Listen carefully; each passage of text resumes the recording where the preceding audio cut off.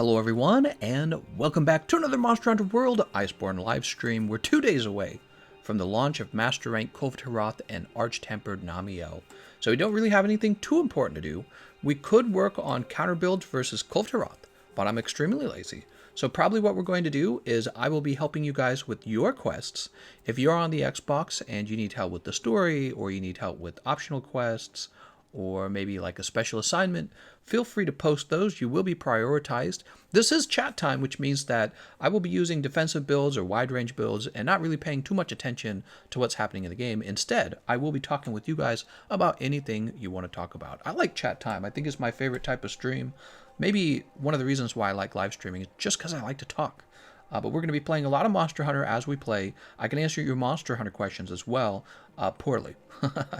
How's it going, everyone? It's 10:30 p.m. for me, so it's 11:30 in New York or 8:30 in California. I've got my drink. The Europeans will be waking up, or maybe there are some already awake. We were playing a defensive bow build yesterday. And change equipment. What else do we have? We have heavy bowgun, light bowgun, insect glaive, switch axe, charge blade. Could do charge blade. Gun lance. That's tempting. Dual blades. Wait, do I have dual blades? The dual blades. I don't think I saved my dual blades build, sadly. I don't really like sword and shield. We're not going to touch it. Bow's done. Lance. How about lance? Did I do lance? I don't think I saved my lance build either. The hunting horn. Hunting horn time.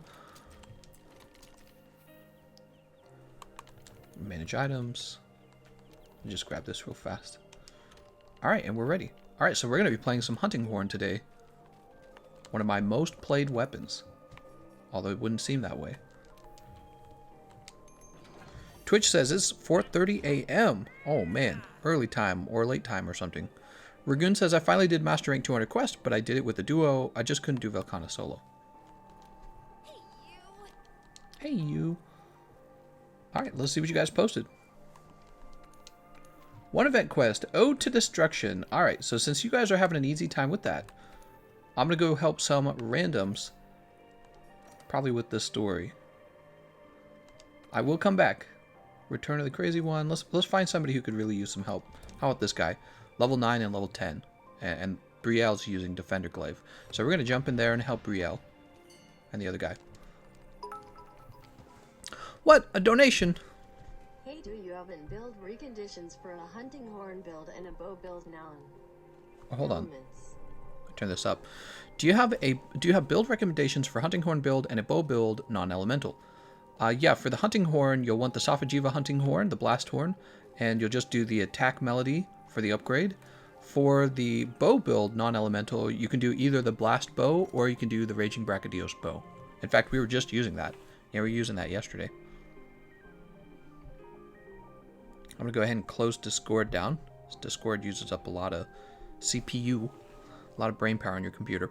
Fluffy says, yay, another stream for my favorite YouTuber. Oh, thanks, Fluffy. Dodagama says, I want the high rank Kulve to come back. I think I can solo high rank Kulve. I don't have PS Plus, so I couldn't farm Kulve in high rank. Learning hunting horn now. Any tips? Be sure to use attack up extra large. Which is better, Raging Brachyhorn or Teostra Musica? The Raging Brachyhorn is better, but neither of them are better than an attack up extra large horn. Bro moment. Nurkigante says, I don't have PS Plus either. How's it going, Riker? Bow non-elemental. Ew, I was using it all yesterday. It wasn't that bad. People are just not used to it. They're not used to the idea. So we're going to help these guys with the story mode. Level 9 and level 10, I think, right? These guys could really use some help. And they're fighting Brachydios. He's real annoying. I've been trying to solo Safajiva. It's doable. It just takes a really long time. Do I need to eat a... I don't think I do. Do I have traps? Yes. When are you going to ditch this dumb YouTube stuff and answer your true calling in the rap game? That's right. Time to become a musical artist. Oh my gosh. How's it going, Firmingani? It's not going to take us to him? Oops. Come on.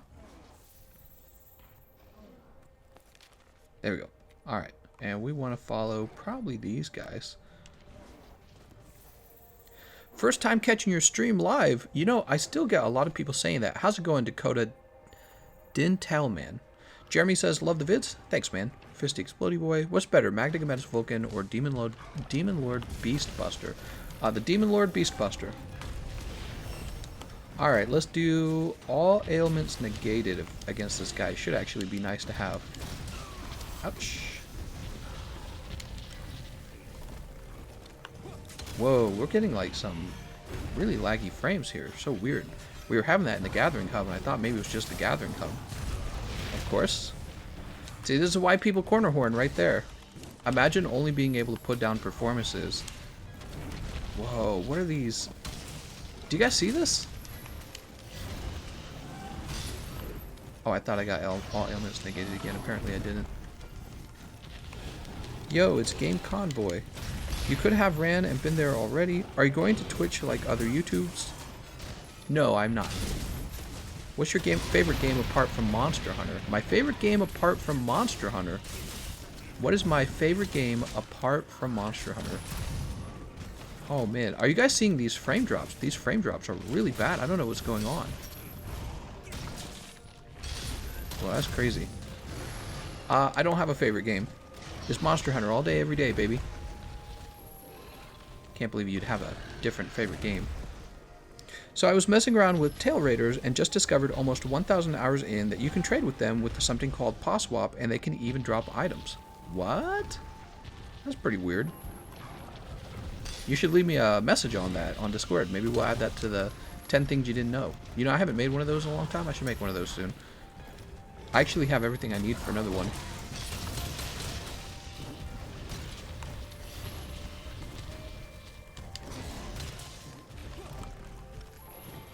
Time to move to PC and play New Pierce. That's right.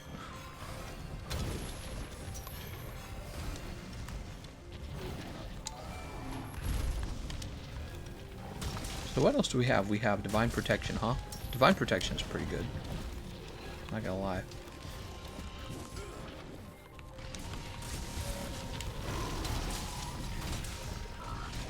It's probably a bad idea, but we're gonna do it.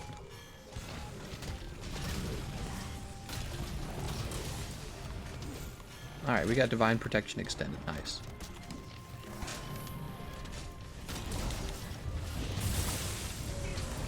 Alright. Have you heard of the Hunter Y Plus armor? No, I'm guessing that's going to be what? Master rank? What's your favorite Black Dragon? I like Dragonite. Hey Gameconomist, what current skills do you have for this fight? I have the skill of fire and earth and wind.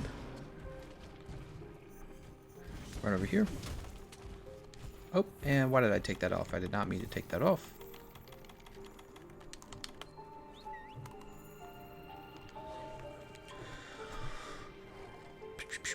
Paw Swap takes you to places you didn't even know exist. Oh, very interesting. I ate too much spaghetti and now I want to throw up. Ew, spaghetti's so gross, dude. Do you even use Twitter? I think that's fake news. I don't really use Twitter too much, no. I use Twitter mainly to let people know when a new video comes out, but I don't actually go to Twitter. I use Discord. Discord's where it's at. I like Discord a lot. So he's ready to be thrown into a wall. Nobody's doing it, and I don't think anybody will because these are randoms. Whoa, the frame drops are really bad today. I don't know what's going on. This rarely happens on the Xbox. It just seems unusually bad today. Yeah, it's not going anywhere. I thought I turned him enough. I guess I needed to turn him one more time. Do you think they're going to bring Zero Dawn armor to PC? I do not know. This is something I could not answer for you.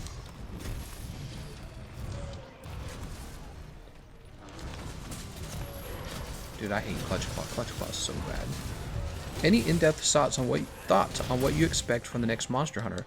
I expect monsters, and I expect 14 weapon classes with maybe one new weapon. That's my thoughts.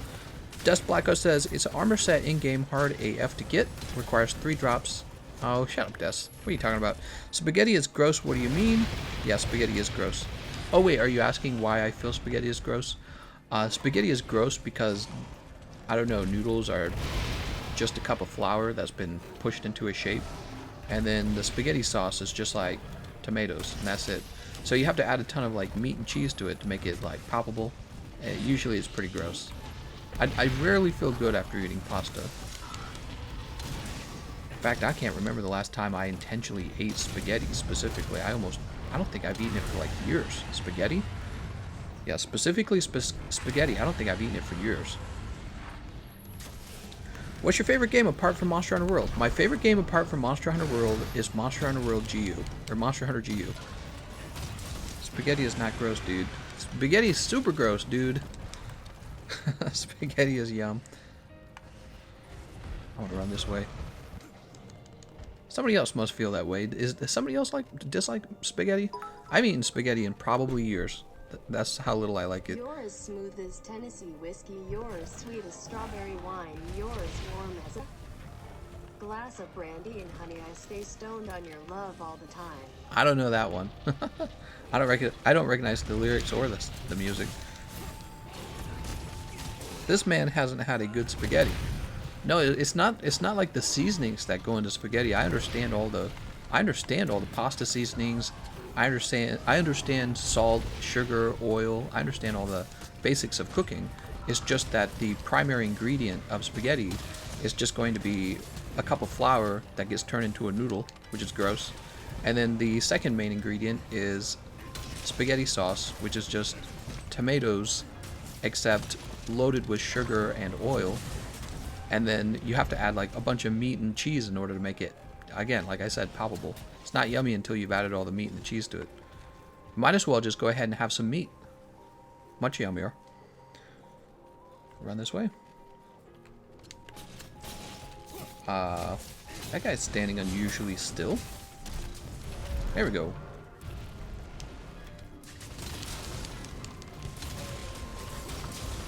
My knees are so weak from mom's spaghetti.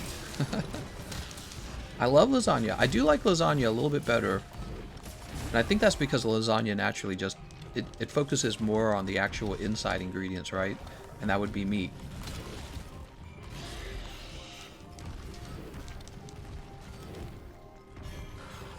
You know what? You're gross. 21 hours until Eternal Gold Rush.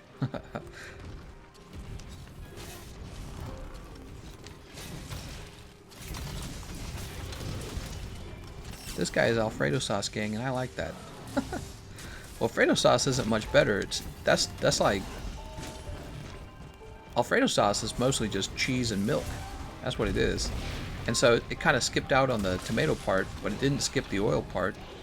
And milk, of course, the reason we like milk is just because it's fat. It's butter and milk, they're the same thing, they're fat.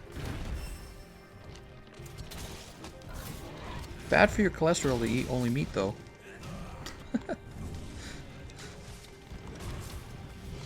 That's right. So, since it's bad for my cholesterol to eat meat, I should eat a cup of flour instead. Covered in cheese. Have you ever traveled outside USA? Yes, I have. If you haven't, where would you like to go first? Where would I like to go first? Germany. Yo, his palms are sweaty, knees weak, arms are heavy. There's vomit on his sweater already. Oh my god. Mom's spaghetti, he's nervous, but on the surface he looks calm and ready to drop bombs. Oh my god. Forgetting what he wrote down, the whole crowd goes so loud. Mom's spaghetti. Gameconomist hates and ruins everything I like.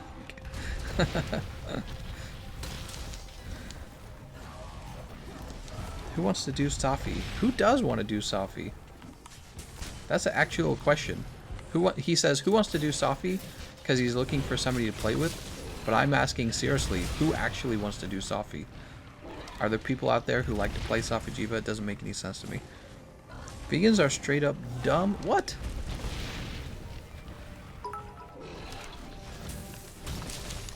Mom's spaghetti. Down on my side of town, that lonesome feeling comes to my door in May. Oh my god. The world turns blue. Okay, let's start some juicy conversations. Oh man, you guys want to get into the juicy conversations. What else is there to talk about? Feels like all we talk about is coronavirus. TGC ruins everything. Should be a show. First stream I managed to catch. How's it going, Big Slam? What are your views on gay marriage? I get asked that one a lot. I think that people should be allowed to marry each other, especially if they're two consenting adults. Or three. However, I feel that when it comes to like tax incentives, the government should be protecting sort of like a group, not a group, maybe like the government should be making it so that if you're making babies, that is what you get a tax break on. You should not get a tax break simply for living together. So like, for example, my wife and I, we don't have any kids, and we're going to benefit from being married, even though we don't have any kids. She and I are going to pay less taxes just for being married. But it's like, we don't have any more responsibilities than you do, right? If we broke up today, we would pay more taxes, but nothing would really change. Our life would be exactly the same, basically. Well, we'd live in separate places. But, so, in other words, so I think that the government, the original reason the government made it so that you would get a tax break when you got married is because they expected you to make children. And having a shared responsibility of children is really important for every country. You know, it's all about your population, and it affects your population a lot when nobody's having kids. Oh, darn, he didn't hit the wall. So it affects a lot of things when people don't have kids. Hermione being black, Dumbledore having a gay lover, and Harry Potter Oh my god, is that being cheese? transgender. Harry Potter being a transgender. J.K. Rowling's like, by the way, Harry Potter was... Let's grab this. Break his arm. But yeah, so when it comes to gay marriage, I don't care, you know, if two people want to get married and they're consenting, that's fine. But when it comes to actual, like, government tax breaks, the tax breaks should be related to having children. It shouldn't be related to simply living together. Okay, let's go ahead and get this. Adopted or birthed? That's a good question. I think that I think that adopted is fine, actually. Yeah, I think that's fine. You know, because they're still doing the work of raising the child, and it's a lot of work to raise a kid. I had 11 siblings. My parents worked very hard to provide for everyone.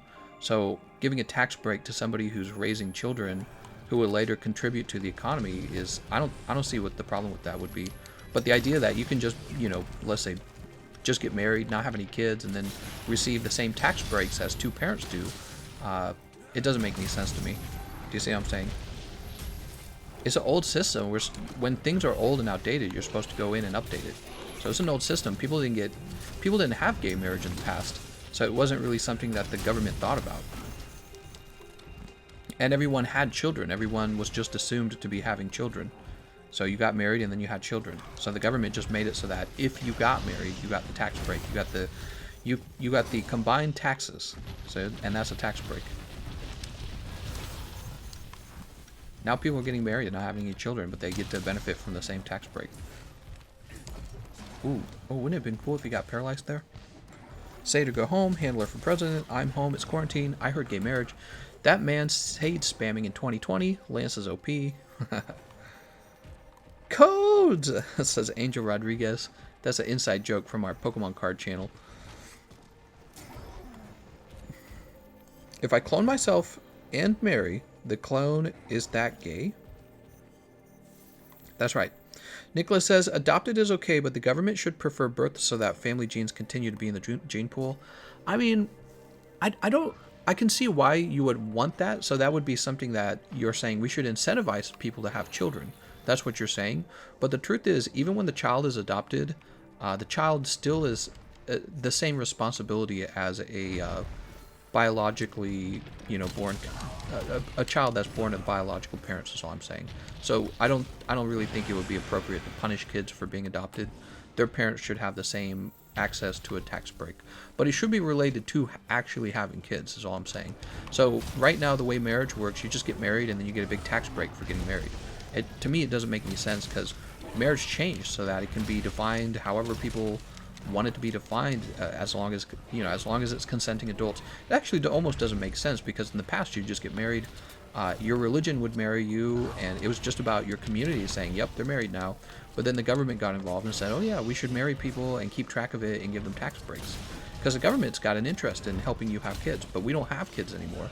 So if you're not having kids, no tax break. That's the way I see it. If you're not having kids, no tax break. Let's go ahead and get the dust alive.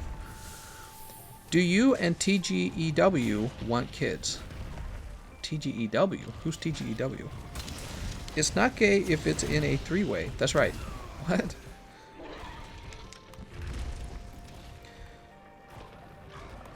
Do you consider yourself a good player or just a casual? I definitely consider myself as more of a casual player. I don't really have an interest in speedrunning. I never have. And that's how I enjoy the game. One thing I like to do, especially, I like to go into multiplayer and help people with multiplayer. I also like monsters who are very challenging, like Extreme Behemoth, but they don't really provide me a lot of opportunities to fight monsters like that. And so what I could do is I could try to speedrun a monster who's easy to get like a perfect time, but I don't actually enjoy speedrunning itself. So this isn't really that satisfying for me. How's this guy not dead, man? We must be dealing no damage. There it goes. Technically, if you marry yourself, you're just loving yourself. Adam says, because of COVID-19, my driver's education got canceled, so now I got to take the test without the class. WTF. Well, if it makes you feel any better, when I took my driver's education, I basically broke the law. I took a car from my parents and drove it illegally until I knew how to drive. GC, when can we get the face reveal? When can we get face reveal? How should we do face reveal? You guys present some ideas for face reveal, and I will think about it, okay? Because we could just wait till 200,000. We broke 125,000, by the way. I've got 125,000 subs. We could just wait to 200,000. Fan says the 30-minute Bracky hunt might be because Ash is using Diabolus Titanus. Oh, is it really? And Brielle had the defender weapon, and I don't have an attack up extra large horn, which means I'm not doing any damage. Hey TGC, how would you feel about someone doing a part break guide? Like how much damage you have to do? You know, living, that would be interesting. It would also be a lot of tedium. If you're worried about part breaking a monster, probably it's because you're just not doing enough damage overall. It's not a very high demand piece of information, I'd say. Full nude frontal. Alright, let me get my OnlyFans. New player here to Monster Hunter, but I'm trying to get jewels and stuff. Any tips? Keep playing, Scotty. You'll get the jewels. Hassan says on the card channel. Ooh, maybe we should do face reveal on the card channel. Would that upset everyone? Back of the knee reveal at 1,000 likes. Descanso says just reveal your face. Oh, why didn't I think of that? Les says, okay, you're just going to confess crimes on stream. What? Reckless Maniac says my mom drove her car down a dangerous mountain for her driver's ED. Oh, I see what you're talking about. We were talking about, yeah, so when I was younger, I just took the car and started driving it. That was like 13 years ago. Nobody got hurt, so. Come to PlayStation 4. Oh, that's right. I gave Xbox a third night. I'm sorry. I have a prejudice, or a preference. That's the word. I have a preference for Xbox. That's the truth. Matt says, sorry, joined late. Very excited for what's coming. That's how it sounded when he said it, but I stand corrected. Thanks, guys. Are bowmains really not welcome? What? What are you talking about? Why would bowmains not be welcome? Alright, let's see what people have posted. An investigation for Teostra, that's full. And a glance of silver with, oh, whoa. I could help with the glance of silver. Yeah, let's help him. Let's go. I'm here to help. Hey, TCG, what part of Missouri are you from? I'm living in St. Charles, so I'm next to St. Louis. Bro, what's better, cloning yourself or looking for a girlfriend?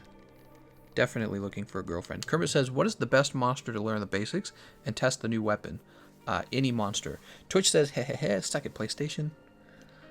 Dude, I want that Raging Bracky hunting horn. It's not a very good one. Let me mention that. It's not a very good hunting horn. A good hunting horn would be one with the tack up extra large, sadly.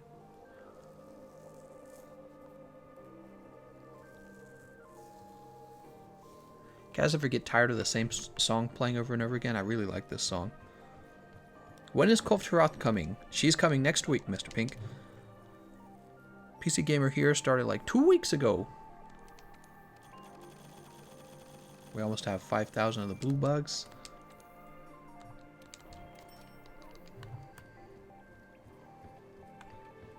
Raging Bracky is the bane of my existence. Scared to even try Furious. Furious Raging's not too hard. Neither of them are really. Do I read manga? I've never in my life read manga. That's the truth. I know what it is. It's like an anime book. Do I read manga? Hey, Gameconomist, are you a huge weeb? I bet my wife has read manga. Hey, quip. Are you reading manga? She says not right now. She's not reading it right now. My dog loves me more than any other woman, and my dog is a boy. Oh, that's pretty gay. The Jelly Master says, do you guys ever get tired of the handler? Yeah, she handles me too much. Kermit says, can we start a Safi session? No, we cannot. Lust says, I hate this song. TGC, do you read manga or off-brand? What?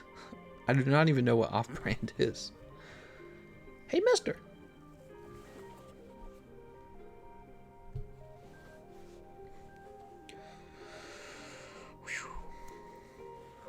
Man, we need a conversation. Just Japanese comics.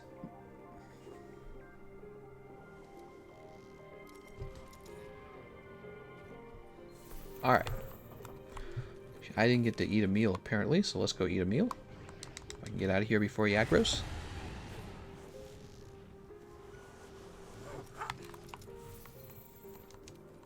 Do.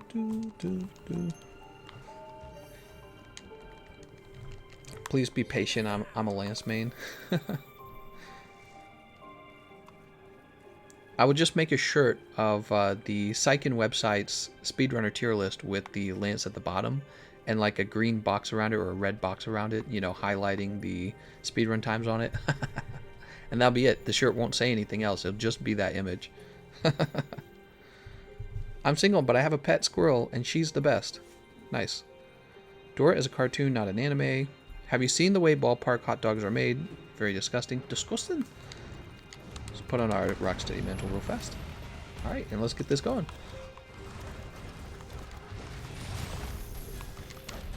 You watch Anthony Fantano, I think you would exude a lot of meme energy. I've no clue, guys. I have no clue what these things are. So the answer is no. You know that chicken was dry. What?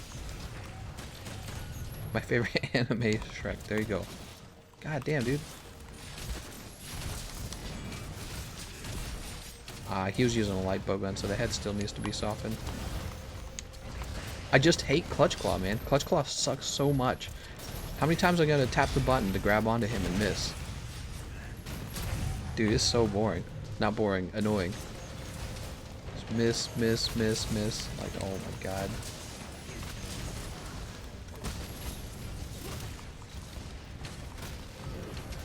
I enjoy the Gameconomist voice, it's nice and soft. How's your enthusiasm for this game, TGE? You put so many hours in this game, is it getting old? Nope, not even a little bit. It's like playing brand new. I have a girlfriend, her name is Right Hand. Do you think the government is inflating the amount of deaths due to the virus to control the people and make them panic? Well, actually, I'm not sure if that would be the case. I think that the US government would actually be kind of divided on how to report the cases if there's any misreporting at all. But I have heard that some hospitals might be making claims that certain patients died from COVID because the United States government guaranteed to pay for the healthcare if the healthcare, you know, if the issue is COVID-19. Okay, so basically the government said anyone suffering from coronavirus is going to get socialized healthcare for that issue. And if the hospital is able to take some patients who are, let's say, very poor, who definitely wouldn't be able to pay for their medicine very easily, they could just say, maybe this patient has coronavirus, you know what I mean? And so they can relabel them and basically get government money for the care. And if that person were to die, then they would just have to report that as coronavirus related. So I have heard that being an issue. Yeah, I read about that last week. Hospitals not really being super honest about who's got it and who doesn't. So, oh, you got a cough? Coronavirus. There'd just be, it wouldn't be the government, it wouldn't be worth the government's time to investigate if the hospitals were lying about anyone. And the government will be like, alright, here you go, here's the money. When you finally grapple on a monster, he bucks you off. Love seeing you on Hunting Horn, just picked it up today and fell in love. What's your favorite fruit? Probably oranges. Oranges or like those huge cherries. You know what I'm talking about? I love cherries.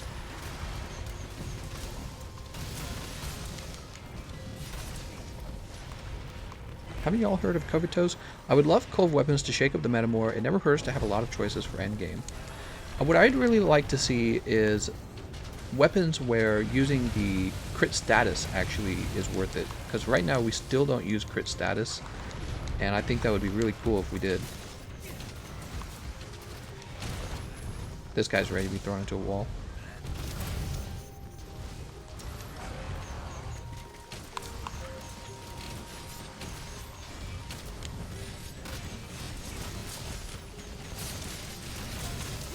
Oops. Oops.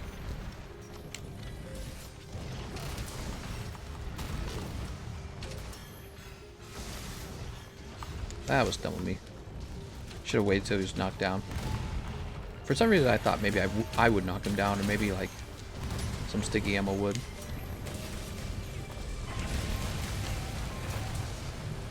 Most hated fruit? Oh, good question. Most hated fruit. Bananas? I hate bananas. Yeah, bananas taste terrible. Which is funny because when I was a kid, I vaguely remember eating bananas all the time.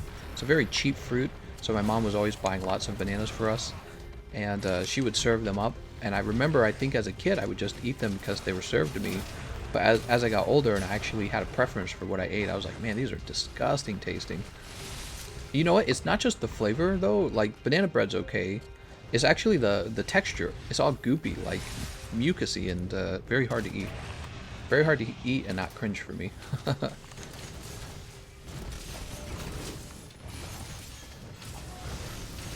35 damage, that's it? He just interrupts me. Amazing.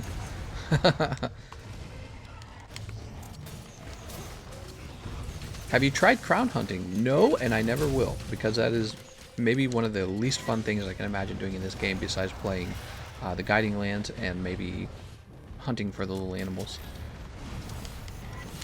I've seen you made some videos about farming for Mighty Bow and Guard Up, but I've received from friends into... What? Okay, so your friend told you it does not drop from Silver Alchemy Ticket. I'm trying to remember. I don't think it does drop from Silver Alchemy Ticket. I'm trying to remember because I looked it up and my conclusion was that it does not, and I thought somebody corrected me later to tell me whether it did or did not, but I don't remember their answer, believe it or not. Let me go ahead and pick this up real fast. Man, this guy hates banana and likes oranges. Ah! Oranges are so good. You don't like oranges? You're crazy. Bananas bad? The fuck are you talking about? Bananas don't actually taste the same as they did a decade ago, says Nemani. Yeah, I've read there's all those cool reports that talk about that issue. But man, it's not necessarily the flavor even, it's just the actual texture is so bad. It's so goopy and nasty. It's like I'm eating someone's snot, but it tastes all weird. Somebody who eats snot as a sexual fetish, he's like, how dare you shame me for my snot fetish? So I'm fighting Rajang in the Guiding Lands, and my Palco uses the Shock Trap. Rajang's enraged, so Shock Traps won't work, right? Wrong, the Palco Trap works. Oh, very cool. Yeah, that's a neat one too.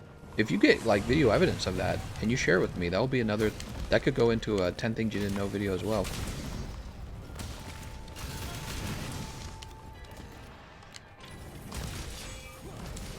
I don't know. I don't really work too hard on videos anymore these days. I think that's just because the ad revenue is so pitiful. The motivation's not there to work on them. What do the Steamwork tickets do? Steamwork tickets give you Steamworks. Can I just flex? I have 3 Mighty Bows. Are you going to do a PC stream anytime soon? I believe PlayStation's next, Barrow. TGC, what about mangoes, bruh? Mangoes are good. Yeah, I like mangoes. Mangoes, I've heard that mangoes aren't necessarily super healthy, though. I've heard that the sugar content in them is so high that you can actually overeat sugar by eating mangoes. What is my favorite food? Seafood. Almost strictly seafood. So like shrimp, crab legs, lobster tail, all the stuff that's really expensive. Mussels, oysters, clams. What am I missing? I know there's one I'm missing. Scallops. There we go. Scallops, sardines, salmon. All the smellier the better. What type of bananas you be eating, brother? Gross bananas. Oranges you get all sticky. What are you talking about? Oranges don't make you sticky, do they? The only bow jewel I get from Elder is power shots from a silver ticket. Just freeze it and have a banana. So snot fetish, we don't talk like that. No snot fetish, we don't talk like that. I see what you're saying. Imagine flexing mighty bow. I have 6 mighty bows. I wonder how many mighty bows I would have if I didn't re-roll any of my decorations. I wonder how many I'm sitting on right now. I don't like seafood, but I love fish. What? Seafood counts. Or fish count as seafood. There's like 2 different types of seafood. There's like shellfish, and then there's like fish, you know, like salmon. And then there's like whitefish, and those are nasty because they have no flavor at all. That's for people who actually hate fish, but they think they're eating healthy by eating the whitefish. It's always some kind of garbage, you know, it's always some kind of garbage fish with no flavor. That's unhealthy to be eating anyways. Do I make more money from donations or from what YouTube pays you? Currently, when people are generous, the donations do much better than ad revenue. The ad revenue used to do much better, but the ad revenue went from like, where ad revenue used to pay about $10, it pays the equivalent now of, well, it's about $4. It's recovered a little bit, but it was $3 like 2 weeks ago. So I'm getting less than half of what I used to get from the videos. So, and I focus more of my time actually on the card stream too. Seafood and oranges are the nastiest foods ever. What the?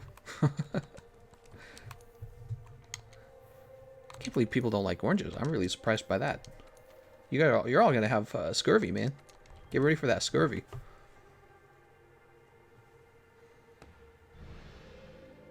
Richard says there's different kinds of oranges. Mandarins, tangerines, some less sweet than others. Yeah, right? Like those, what are they called? They're like called cuties or something like that. Those little oranges, those are intensely sweet. They're almost like candy. But I just like regular oranges, just, you know, not the huge ones, I like grapefruit a lot too, by the way. I'm a huge fan of grapefruit, but it's so hard to eat grapefruit. I wish there was an easier way. Big fan of grapefruit. Probably, actually, I like grapefruit more than oranges, but the reason I don't eat grapefruit more often is because it's harder to eat it, because you have to do so much work.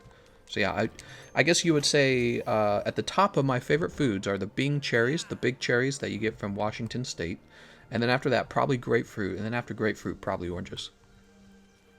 Would you go to a Nine Inch Nails concert? I would consider it.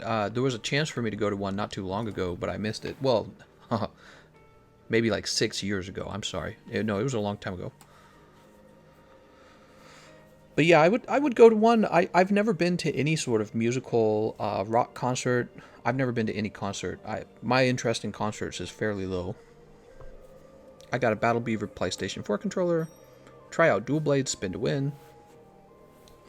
I love most fruit, says Twitch. Twitch, I'm like the other way around. So people ask me like what my favorite fruit is, but what they don't know is I almost never eat fruit. I eat fruit on a rare occasion. I call them Christmas oranges. Do I like sand? Sand is okay. I don't like to have sand too much when it comes to like dirt, you know what I mean? So I know when I go on vacation to a beach that you'll get like sand in the bathroom, and that actually drives me crazy. Reckless says, I was spoiled. I grew up in Texas coast and shellfish were fresh off the coast. Now in Arizona, shellfish are not as good. Funnily enough, seafood restaurants were terrible. Yeah, frozen seafood versus fresh seafood is a big difference. Stay away from the tilapia. It's all mass-produced on these farms and they pump it with chemicals. Actually, that's true for many fish. Not just tilapia, but basically all of them, including salmon. They're all very bad, so you guys got to be careful with them. What do you think about the idea that many of the viewers are likely to come in, ask a meta question out, much like myself, but I'm addicted to your calming and... I don't think I get asked too many meta questions, do I? I think people mostly just come in and hang out. Love your vids. Keep up the good work, man. Oh, thank you very much, man. Son of a bug eye. When it comes to like meta information, I'm actually pretty good at looking the information up or asking somebody who does know. But over time, my evaluation of like meta information has really gone down. I don't think that having the very, very, very tippy top damage in this game is really as important as people have been told it is really not. And the best way to have fun with this game, if people are always like, how do you play so much? Let me tell you why I'm able to play this game so much. It's because I'm not obsessed with getting the most damage. And you know who I think does get obsessed with having the most damage? I think a lot of the people who get obsessed with that are either speedrunners, and they're great. Speedrunners, they're a good example of people who really should be curious about the top damage. But the funny enough, I can't speak. Funny enough, they often don't just have damage optimized builds. They have builds optimized for particular fights, what I call counter builds. So they have counter builds, not damage optimized builds. And then for regular players who are like me and you, who are obsessed with most damage, getting top damage, I think these players actually get bored faster. And I think this is why they are so obsessed with doing more damage, because they need it almost like, you know, for the exhilaration, you know what I mean? And I don't need it at all. Like, I'm having a good time already. So people are like, how are you still playing this game? Well, it's because I'm not obsessed with damage. It's very important. Alright, let's see. I have so many hours in Gunlands, it's weird trying other weapons. Confirmed he's Anakin Skywalker. It's Coruscant. No, I'm just kidding. I don't hate sand either. I like going to the beach. That's why I go on vacation to the beach. It's beautiful out there. Why do you like doing Extremith so much? He's fairly challenging, and this is a big part of my enjoyment for Monster Hunter. The meta builds have no health boost. Shake my head. I mean, even when they do have health boost, it's just kind of like, it's okay. I'm gonna put on Temporal Mantle. Some of them do use health boost these days because they've like adapted. They realize what's happened is, you know, people who give out advice, like meta advice, they've realized people want health boost. And I like to think that maybe I contributed to that, the fact that the population has realized really health boost is something you just would never skip. So some builds still do health boost, and that's it, and it's just health boost, and to think that that's enough to be defensive, but actually I don't think it is, especially with monsters doing such specific kinds of damage. There's so many. Oh really? Look at this. That is a weird spot. Can we get behind it? What the hell? I was in the I was in the middle of setting this up. I'm so frustrated. Now I think we'll be good if you run right here. So if you guys run here, you should be okay. God, the hunting horn. You know why I haven't spent more time focusing on the fight itself? It's because I've spent all my time focusing on trying to get the Divine Protection finished.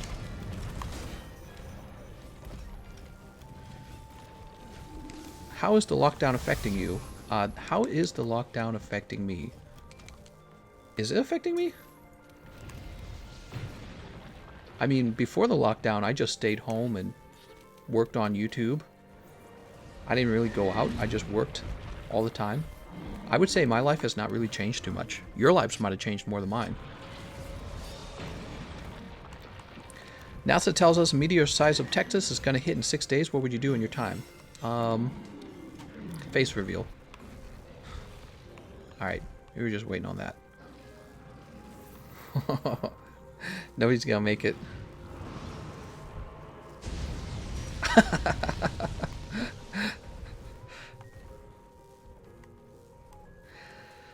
I'm not scared of the water like lakes and oceans. Don't know why people get scared of them. Dave. How many Narga parts do I need to have spare shot? 3. You need 3 Nargacuga pieces. However, if you have a Safajiva weapon, you could put 1 level of the Nargacuga skill on that weapon, and this is often a much better way to build the Nargacuga spare shot.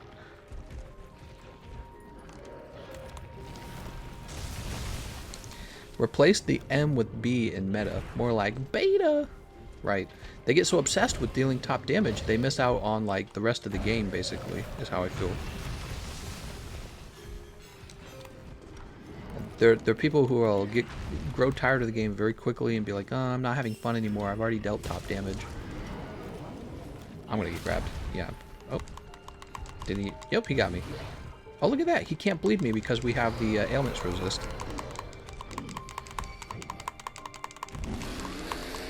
Les says, I don't think I can handle another 3 hours, so I'm gonna head out. See you later, man. Yeah, we need a new we need a new activity in this game badly.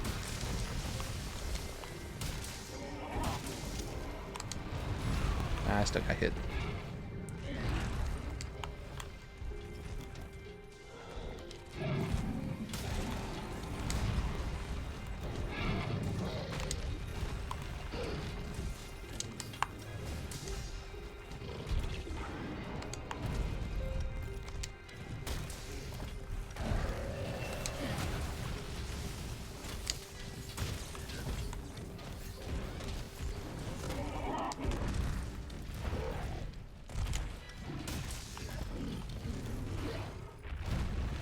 Oh, he still reached me. Look at that, man. Jesus. He's exhausted.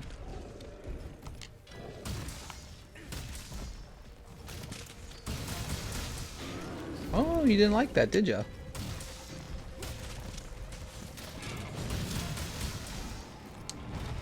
Too early on my roll. Have you played Mario Maker? No, I have not.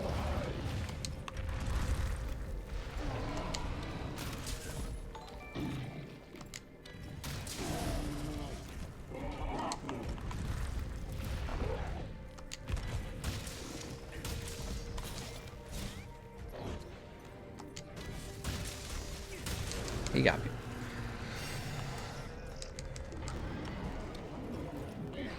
Oh, he's trying to grab.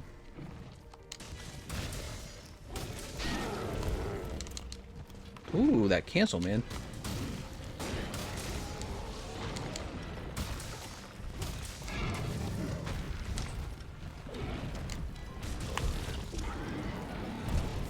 Oh. Who washes their hands? Why you bully Dodo? Artillery Secret on Charge Blade is the new jam. Is it though? Is it? You sure about that? Are you sure about that?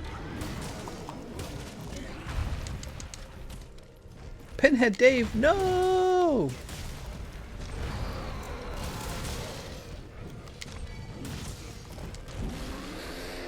Do you have any favorite retro game? Monster Hunter. Favorite retro game? I mean, if you want to talk about Game Boy Advance days, I loved Advanced Wars. Does that count? Lick your hand clean to prevent COVID from spreading. Note this is a joke. Don't do it. You will die. Oh, you're going to get me demonetized by YouTube, man. YouTube's like, we're now allowing videos that mention COVID to be monetized. And they're like, but here are our guidelines. I didn't read the guidelines, but I'm assuming it's something along the lines of don't tell people to lick their hands. Well, are we just not doing any damage?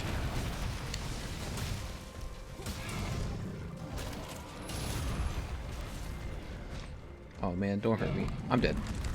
Oh, saved by divine protection.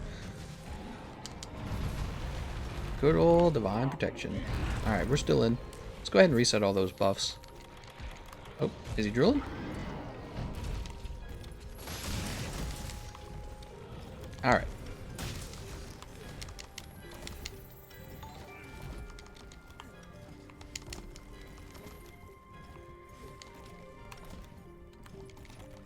You know, probably should get my self-improvement in as well. TGC, when Monster Hunter runs its course, what games do you see yourself covering? Monster Hunter. Good question. Probably Elden Ring.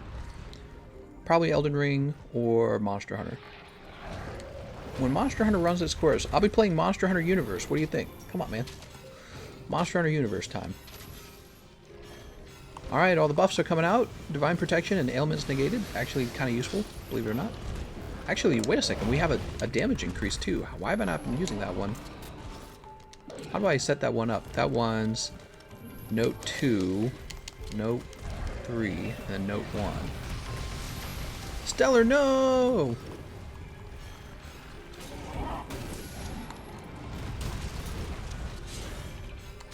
Alright, now we can get an extra blast.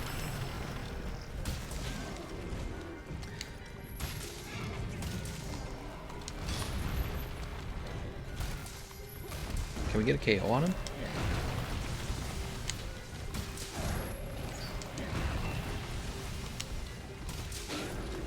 That's a flinch.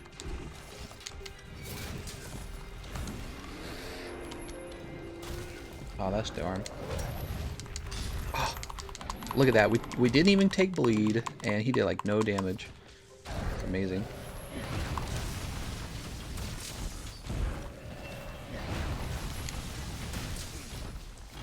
We want one KO. Come on, give us the KO. Hey, how did that not reach? Come on, man. There it is.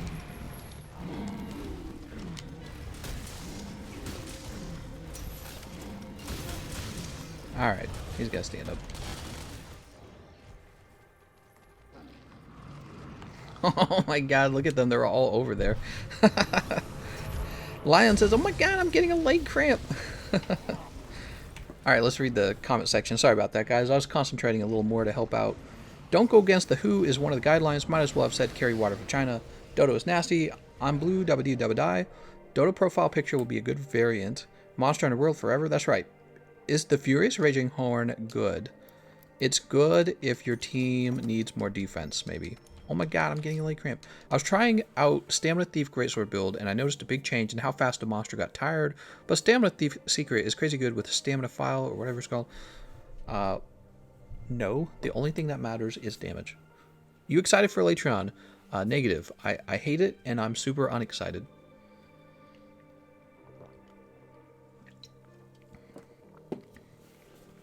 Am I excited for Elytron?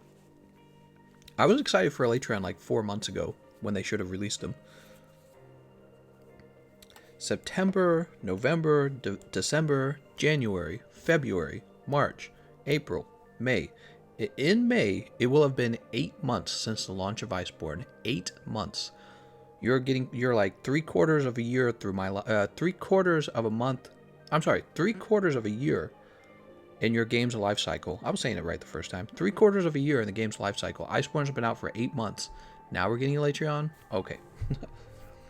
Talk about slow, man. Very slow. It's very slow. I'm very excited. Join quest. Optional. Oh, and we can't join it. Alright, respond to SOS. Let's see what we got.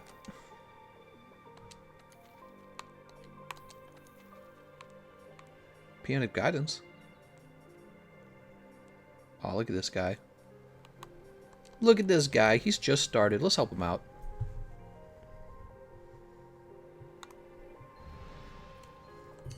We're gonna give him some help.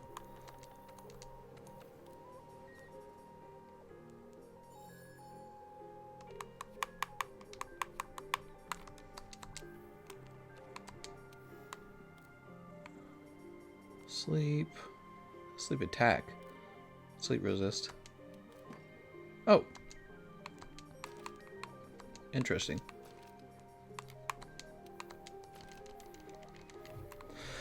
Alright. Elytron was the final boss.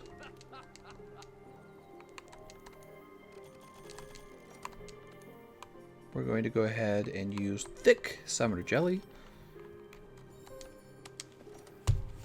Who wants Yam Tsukami back? Gameconomist face reveal when? You guys introduce a good idea for face reveal, and then I'll do a face reveal.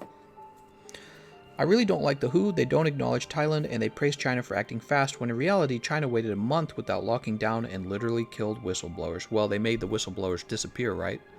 So you are correct on that. They're like, you're not allowed to tell anyone about this. Joink says they should put gore and have the arch-tempered frenzied monsters.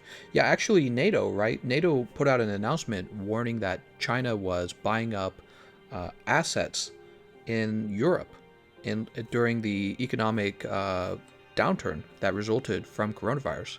So China irresponsibly, or maybe even intentionally, doesn't tell anyone about this virus.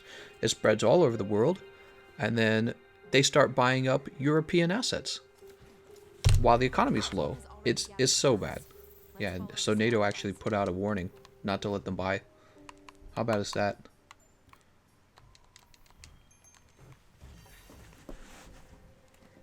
Final boss of the third monster in a game. 200,000 subs. I love China. I love China. Who doesn't? Anyone who doesn't like China is racist. Let's go ahead and have this Raider Rider. We're going to grab with this Kestodon. Jordan says, I want Stygian to be better because it looks so cool. Too bad. He's got to be easy. Where's Gobel? That's right, we need Gobel. Where's Amatsu? Come on, Capcom. Some people just want to watch the world burn. Do you think Valhazak could survive Vivid? I think you mean COVID. For all we know, COVID came from Valhazak. True-Sighted says, is it just me or does Monster Hunter World seem to be a bit scattered? Once you hit the high rank at first, I mean, it doesn't tell you a lot about what to do or the next part of the story except hump down, question, right then. I think it's a pretty linear game. I mean, the story is not complicated at all, and there's just a list of quests to do, and you just do them all. That's it.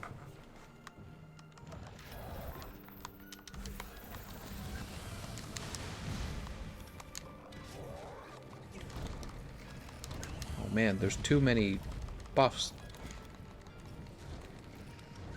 Let's get these out. Make 10,000 piece puzzle of your face and give 1 piece to each viewer. That'd be pretty funny. You'd all have to coordinate and ship the pieces out. Here, let me get this out too. I probably should have started with this. All ailments negated. Uh-oh, I'm corner hornering. Don't corner horner! So maybe I don't want to be interrupted while setting all the buffs. China was made in China? Ooh, I knew it.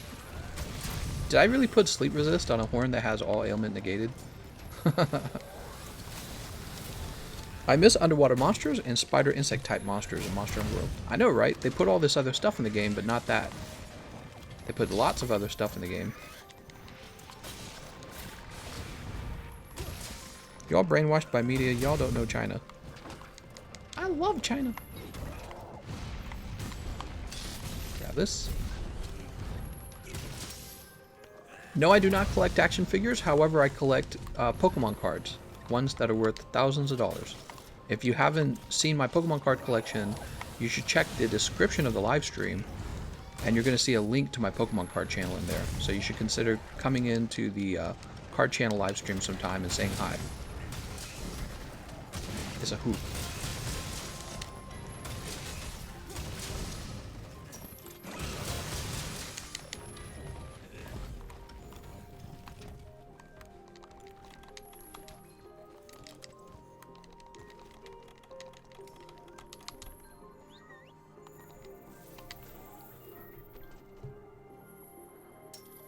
I missed Leviathans. There are some of the coolest monsters in Monster Hunter. I want insect large monsters back. China was made in China. That's right.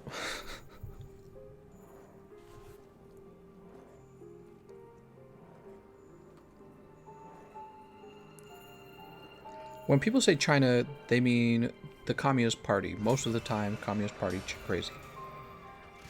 I wish there was more monster variety. Do you collect stamps by any chance? Nope, I do not collect stamps. I do not collect anything except for Pokemans. Oh. That hurt.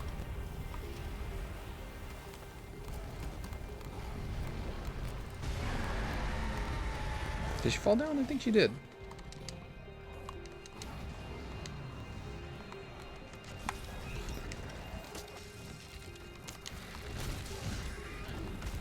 I lived in China for a long time, bro. I know their people love CCP. Yeah, there are plenty of people who are very loyal to the Chinese Party, Communist Party, and they're very nationalistic, and they want to see China become the world superpower. And we just kind of lay back and we go, oh, we hate ourselves. It's kind of what the West does right now. The West just kind of hates itself for everything. We're all focused on, like, equality and diversity and all the other stupid identity politics stuff.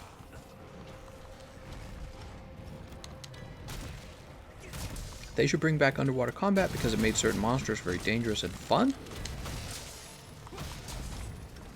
You collect Pokemon? That's right, I collect Pokemans. I have a very large Pokemon card collection at this point. Pokemans? Oops, come on now. Bruh!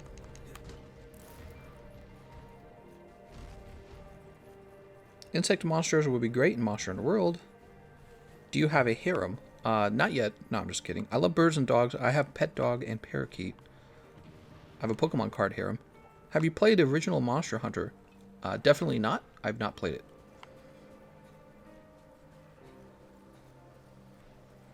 Simple alert. What? What?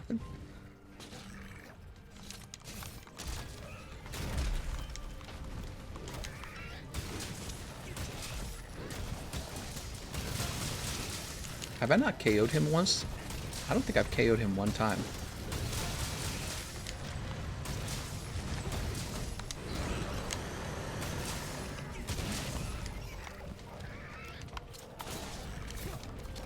That's not what I meant to hit. I meant to hit him in the head.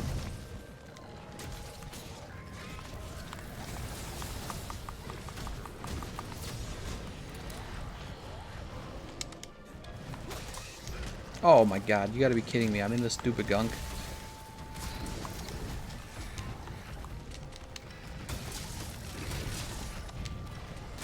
Got him.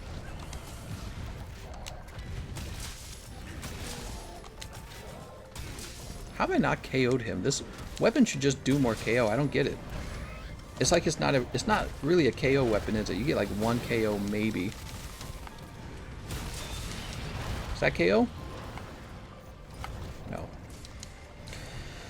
When did you start playing Monster Hunter World? Like, as soon as it came out. I think I bought it the same day it launched. Matt says, this was my first full experience with Monster Hunter at any point. Have your palicos been able to be anything else than kitty cats? Meaning in previous games, could you pick another species? I don't think so. True-Sighted says, not yet, just kidding, so you do have a harem. What do you think of Pokemon Sword and Shield anime and game? I have not watched the anime. The game is very poor quality. I think the game is almost like a game from 5 years ago. And I think that Pokemon, the Pokemon Company were not honest about the fact that they were keeping the Pokedex incomplete so that they could sell you the rest of the Pokedex later. They were not honest about that, and I think that was a really bad move for them because... Oh, okay, yeah, I'll just bring this guy over here, that's fine.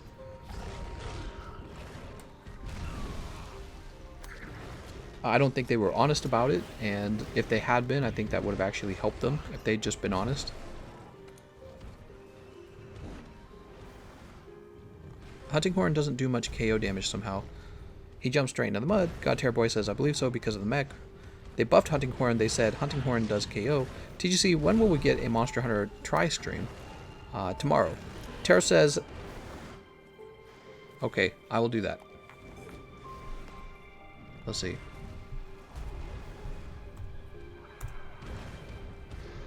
I'm doing what you told me to do.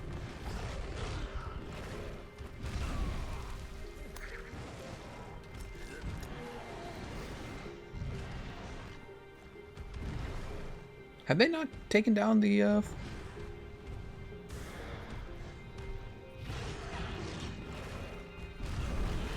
Doo-ba-doo-doo. There's nothing for me to look at. Alright, I'm gonna close it back down now. Oh wait, maybe it's in my inbox? I don't know why you told me to go look.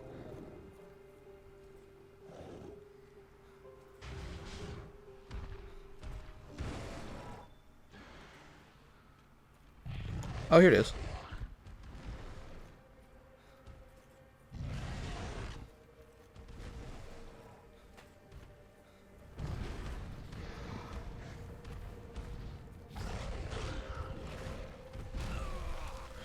Reading your message real fast.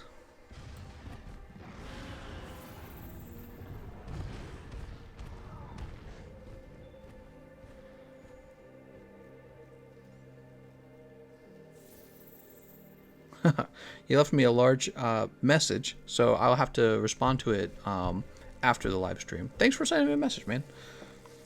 I want an actual rated M, fully fledged AAA Pokemon game set in the past during the war that they talked about, like a COD Pokemon Edition. Pokemon and enemy trainers can straight up die. You know, if a serious AAA company made an adult Pokemon game, and I don't mean the Pokemon franchise, but just a game like Pokemon, and they did a good job, I think that could seriously damage Pokemon, right? Because Pokemon seriously underserves the older audience that they established back in 1995. So Pokemon's been out for a long time. It's not a new game. Wow, are they still not done with this guy? Pokemon's been out for a really long time. And a lot of the people who played it back then are now in their 20s and 30s, and maybe even some people are in their 40s. So they have a large older audience that they totally ignore for the younger audience. And I think they do this at their own loss, basically. Let's move over here.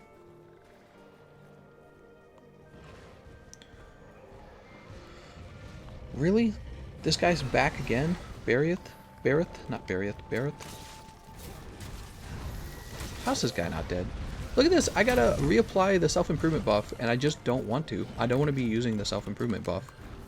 Why would anyone want to have to use self-improvement just to do the normal damage that their weapon should have to do? It's like having a chore that you have to complete every time you play with the weapon.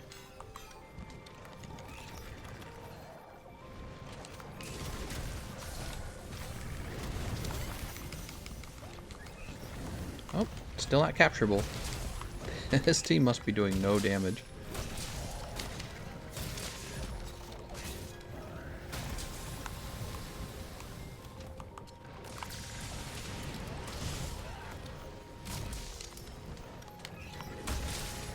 There we go.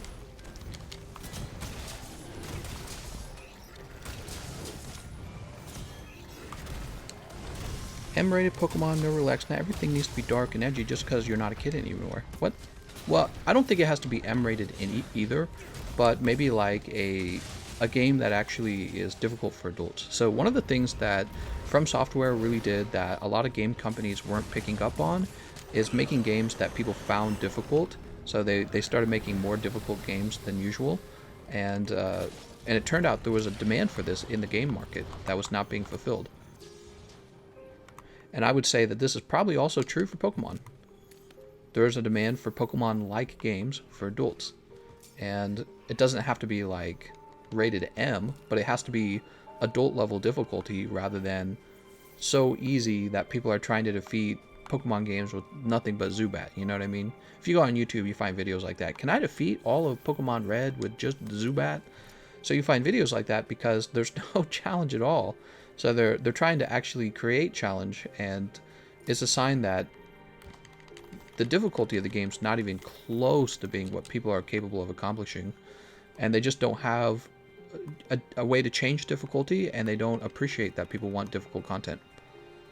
My thoughts on Heroics. Heroic Secret is actually pretty OP. I think that Heroic Secret on the Furious Raging armor set is really good. And if you have a weapon that can take advantage of Max Might Secret, you should be using Max Might Secret. There we go.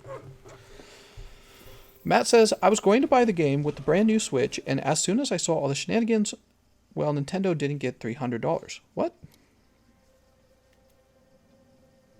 What is the best Sophie Light bowgun for Sticky? The Aqua Shot. People do challenges like that with literally everything. Are you planning to play Final Fantasy VII Remake? No. If I was planning on doing that, I would have done that as soon as it came out.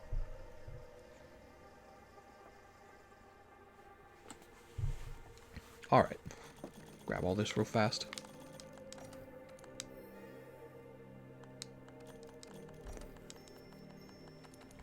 Put that away. Are you better or than Eric's on this game? We know you're not as cool. No, Eric's is king. Tenku A. Sherazan says, is it after Iceborne? What? The reason they're making no... Roast me. Yifer sounds like a simp who sniffs girls' toenail fungus and then says, wow, this is my fetish. Dodagama says, you unlock Safi at Master Rank 24. True-Sighted says, serious question, do you think the lockdown is unconstitutional, as many do, against the First Amendment? Yeah, so True-Sighted is a complex answer for a complex question.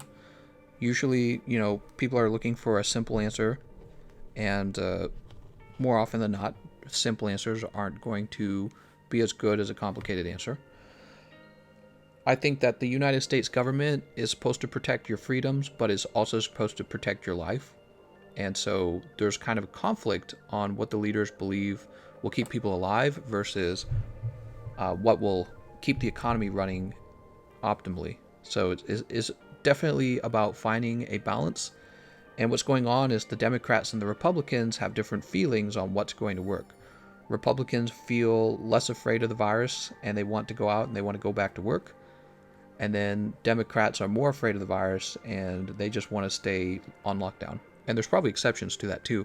So probably beyond Republican and Democrat, there's probably business owners who are anxious to go back to work. But also there's probably young people versus old people too. Young people don't care as much probably as the old people do because they're at higher risk. So everyone's trying to decide the best time to go back to work, and it's strange because it's really uncharted territory. All of these governors who are going to open up as early as possible, if it turns out that the virus kind of spikes up in their community, they're really going to be looked at as incompetent leaders. On the other hand, if this doesn't happen, the governors who took their time are going to be looked at as incompetent leaders. So they really, I think, are trying to do their best, but they have different beliefs. Some of them are also trying to follow like strict scientific guidelines on when to open up, and others are saying, the guidelines are too stingy, so we're just going to use whatever is strongest. I'm sorry, I'm playing this game. I'm looking at yours. We're going to do whatever is best for the economy and not worry about, whether or not the virus is going to spread so quickly. Yeah, lots of very strongly differing opinions are going to affect people's opinion on it. Is it unconstitutional? I don't think it's unconstitutional, no. If people don't like it, they should vote. They should vote out the people who were running the government if they don't agree with how slow they were with reopening the government. That's the most you can do, is just to vote them out. Alright, I'm a little bit tired of the hunting horn, believe it or not, and that's because it doesn't do any damage. I'm going to jump over to the greatsword. Doesn't do any damage. It provides some defense that I don't really care about.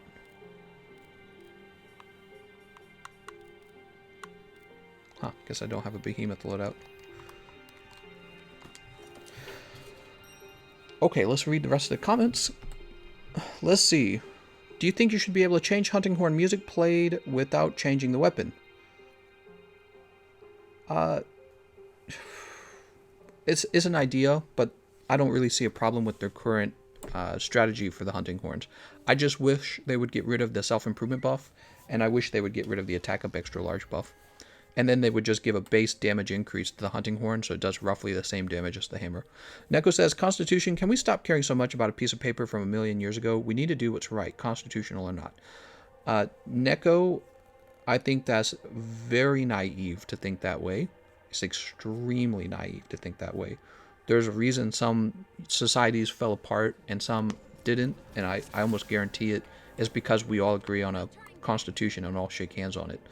And if you can't do that and just say, hey, I would prefer to change that right now because that's how I feel, then basically what you're asking for is more like a war. That's what you're asking for. Like what if Donald Trump said, hey, what if I didn't care about the Constitution and this is what I think should be the way America should be ran? Well, he would be a tyrant. See? So we can change the Constitution right now, but both Republicans and Democrats have to agree on the change. And that's why we have a very slowly changing Constitution. It doesn't change quickly at all. Can we just do what's right? Everyone has a very different version of what right is. And it's usually tyrants that want to say, I don't care what you think right is, we're just going to do what I think is right. But maybe tyranny works better. So let's see. I don't know, I'm going crazy. What platform? I hate my town. Come work for the post office. We still working and hiring. Nice. Post office chats. Keep yo A in the house. Should I sacrifice artillery 5 for true shot? One of my favorite. Oop. God, man. YouTube like updates the comment section and then I just lose whatever I was reading. It's really annoying. So if you ever hear me cut off, it's because like I was reading your comment and then YouTube just like updated and all the comments shifted real hard. Oops. The thing is, they probably will, but the thing US, in the meantime, their liberty is being taken, basically imprisoned in a low security home arrest, and they did nothing wrong. GC, do extreme it with me. Barely ever does it. I love the quest, but no one barely does it. Well, I'm playing it right now. I think Stellar kicked me from the quest. I just got here. WTF is happening. Protect Dodo. Uh-oh, he's KO'd in stage 1. Could have saved that for stage 4, by the way. If you're playing Sticky Elmo versus the Behemoth, you could have saved all the KOs for the last stage. People just aren't clever enough to consider that. Yeah, Hot Cock, what you could do is you could shoot him in the arms and legs the entire game, and then shoot him in the head in stage 4, and get multiple KOs the entire stage 4 fight. Oh, actually I could use that, why not? The $3,000, oops, there it goes again. How do I join the lobby? You need the session ID. This type of stream takes me back. Sure, miss Mr. Clean. Where's Mr. Clean? He hangs out from time to time. He's not, like, gone. Dodogama deserves no love, guys. I'm down for X-Behemoth.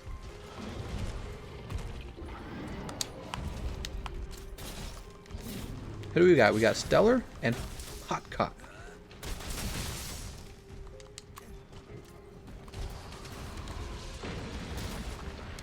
He's got turned toward me. I'm going to hit him in the head.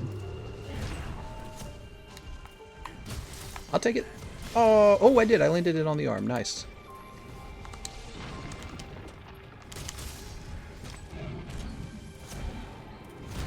Was it too early? Nope. Damn.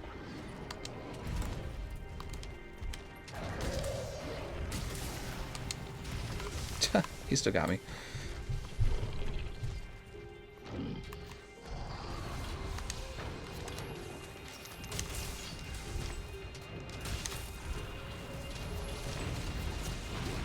Oh, there it is. I was wondering why one didn't show up for me. That's why I didn't tackle.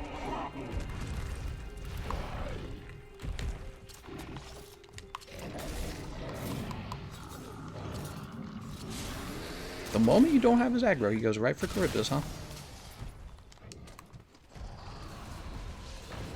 Alright, alright, alright. Oh, how did he still get me, man? Oh, look at that. I didn't actually get his aggro. Very interesting. Oh, yeah, I did. Oh, I don't have earplugs. I don't have to try to dodge any of his...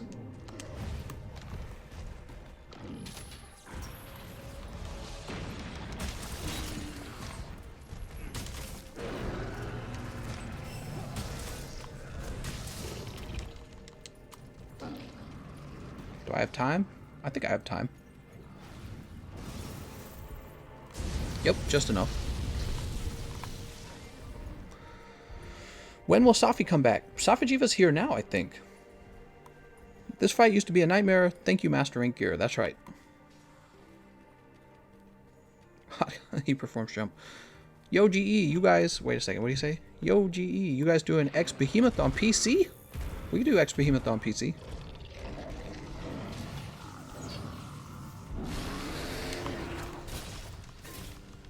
Oh my god, I'm gonna get knocked off. Yep.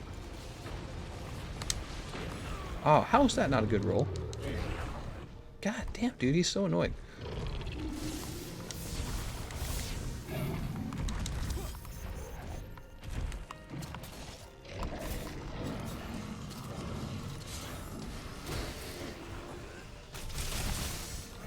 If you don't control his aggro for like 2 seconds, he's gonna put down like 20 Charybdis.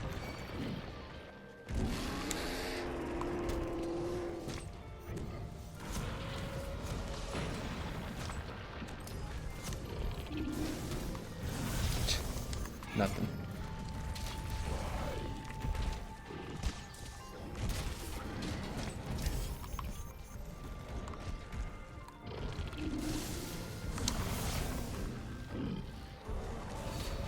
Go ahead and take this off real fast. Oh, he's got to spin. Oh.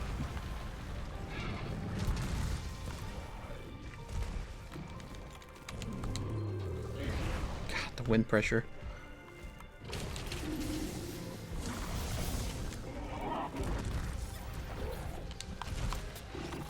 Dude, Clutch Claw sucks so much, dude. Look at this. I'm never going to soften his goddamn arm, so I'm never going to get good damage on him because I can't get his freaking arm softened. Clutch Claw was such a mistake, man. It wasn't a mistake. They need to remove it from weakness exploit. Look, I just can never use it. The only time I can use Clutch Claw is like when he's totally debilitated. That's gonna hurt. It's gonna KO me. I'm okay. Clutch Claw is so bad, man. Least fun part of Iceborne in terms of new mechanics.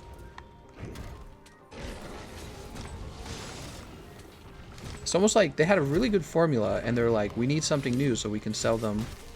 Alright, I don't have to worry about that.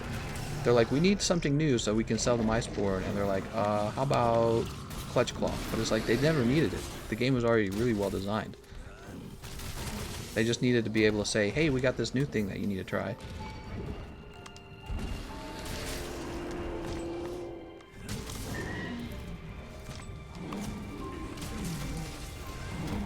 I can't believe I missed!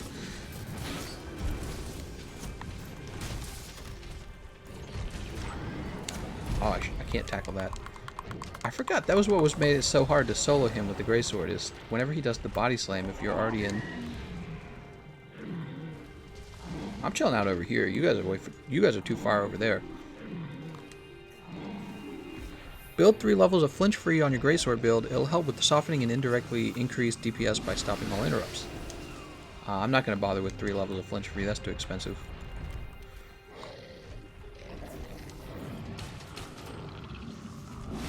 How do you get knocked over and not go into...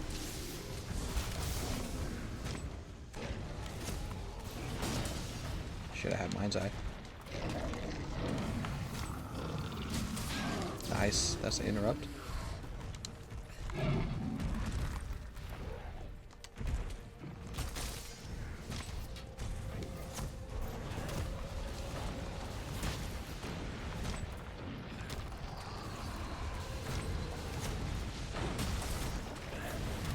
How does this not reach? Oh my god. Oh, you guys are going to cause him to break the comet. He can break the comet if he stands on top of it.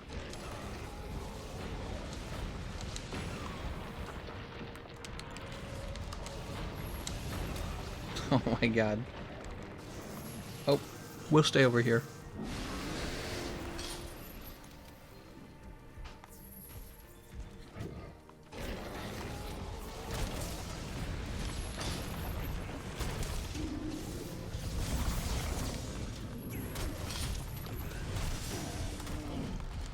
There we go.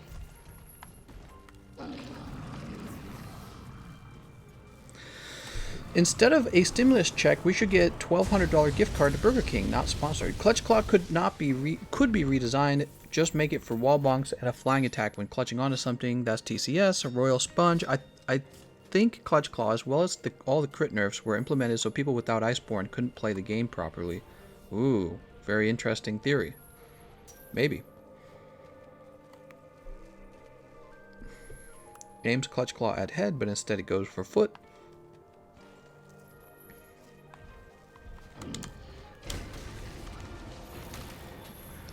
The Clutch Claw was introduced as a new way to hunt. Yes, it makes it where you don't Clutch Claw, then you're a burden to the team, but it always creates hunt diversity. What are you talking about? It's the opposite of diversity. Now literally everyone's a Clutch Claw main. Every single person has to use exactly the same move, or else they do terrible damage. Except for explosive damage builds. Explosive damage builds ignore it. But actually, funny enough, this can actually be a problem for the rest of everyone else. Oh wait, I don't need to...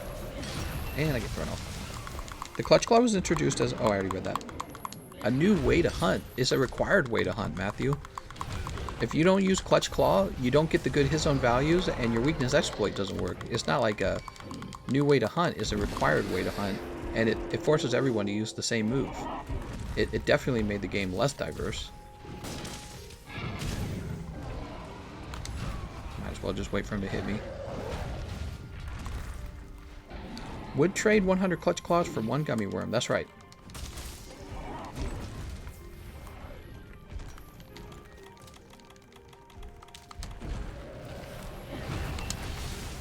Just gotta let him keep smacking me.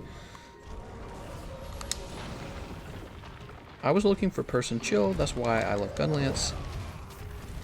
Dude, this guy can't kill me. There's a healer, and I have, like, Divine Blessing Secret.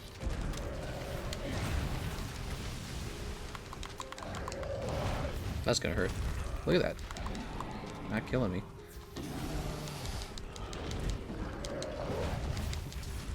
Wow, I can't believe that landed too. Jesus. I don't understand. Is no one dealing damage? Look, everyone's like so chilled in the back. Guys, he's not that... You guys gotta get closer to him.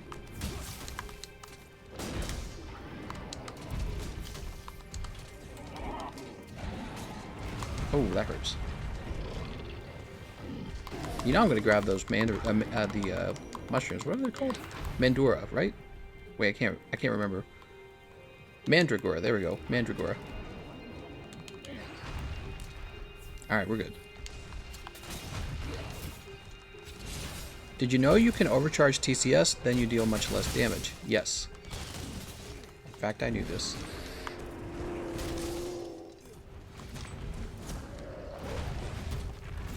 I don't know why I was aiming for nothing. I hate having to Clutch Claw the same location just to get knocked off. I know. That's exactly how it feels like. Look, his arm's not softened, so I need to go soften the arm now. Instead of playing with my weapon, I'm now using Clutch Claw. It's a move that basically just goes through an attack animation for you. You just aim and shoot, and then you push a button and watch your character do all the work. Ooh.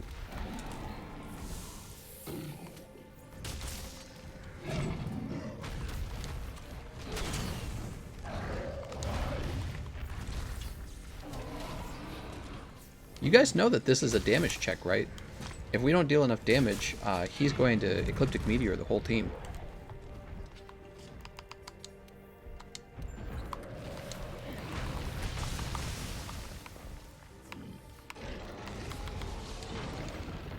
Oh, did I not change it?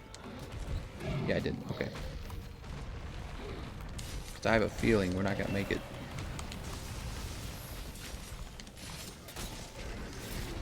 Just aim for the head.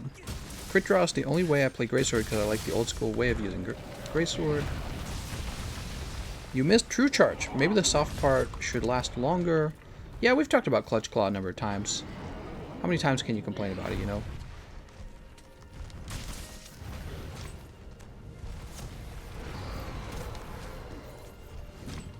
I guess we'll go for the back leg. Nice.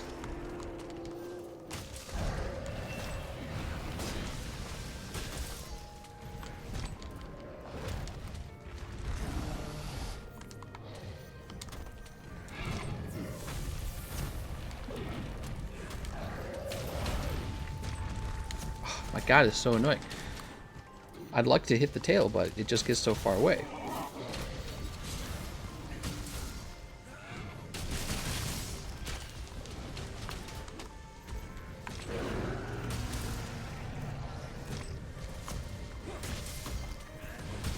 There we go. Nice. Nice, nice, nice.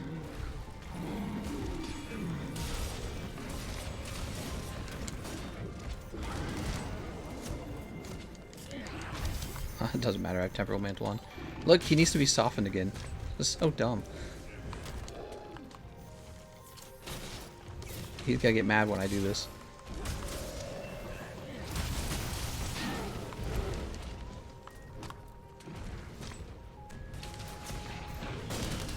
Okay, he's off to the last stage. Let's go ahead and sharpen up.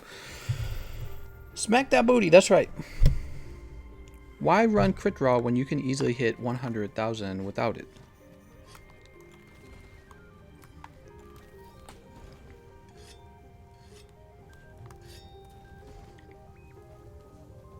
Crit draw is a trap, don't run it. I really wish we had the toilet emote back. Aw, you missed the toilet emote.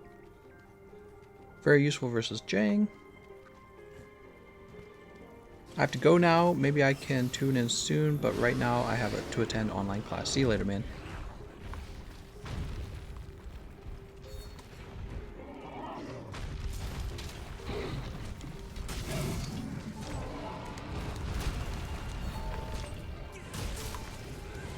That's sad. That's sad. Stellar, no!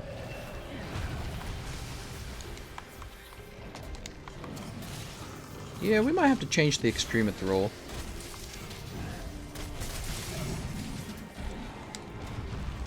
I still got touched by the foot. I think it's a little silly that you have to soften this guy's parts to get full weakness exploit. And max might is nerfed. Way too much is different now.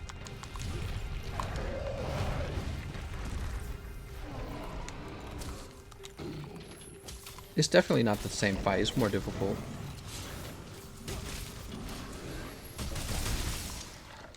Oh, he's all shocked.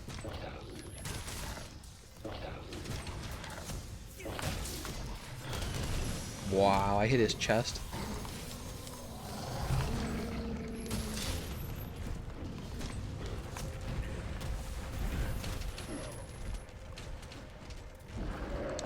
Oh, that's broken. Comet shattered.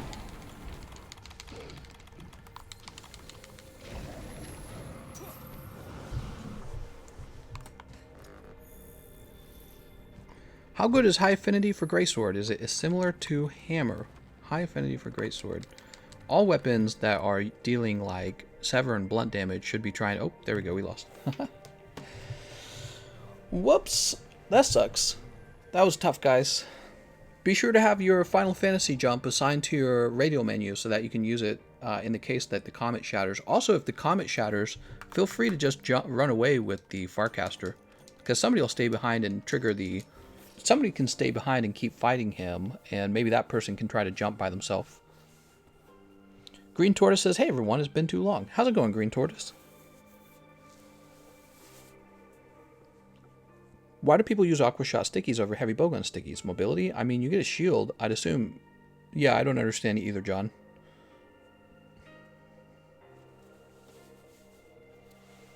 Fun fact, you can cart due to the comet landing on you. That's right, the comet does damage. Cool Steve says, one time in the Guiding Lands, I was trying to protect a Kulu Ku from another hunter. I even lured Scarred Garuga into the area, but Kulu died. Aw, that's sad. I like the mobility of light bowgun. Kevin says, is the lobby full? We can check in a moment, okay, Kevin? Great question. Parkouru. TGE, do you know how I failed this quest? My master rank gear teammates forgot how to do the damn jump. Yeah. Yeah, knowing the jump is important in case you have a situation where, like, the comet breaks. You know, if like, maybe 2 people can pull the jump off, you might still have enough lives left. The session is full. That's right.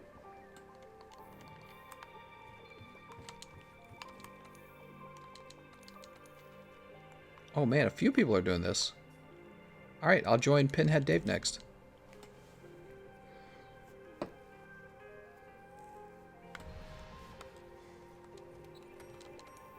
You know what?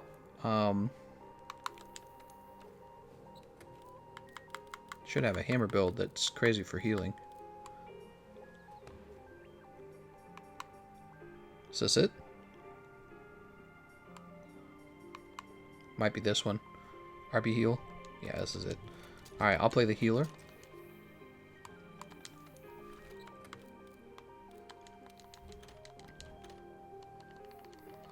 Favorite horror game? Definitely Dead Space.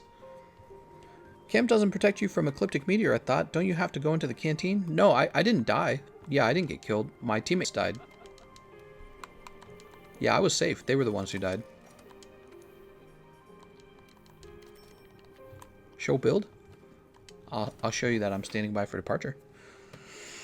Can I ask for help for Furious Rajang? I'm a noob, and so far I am 06. Xbox lobby.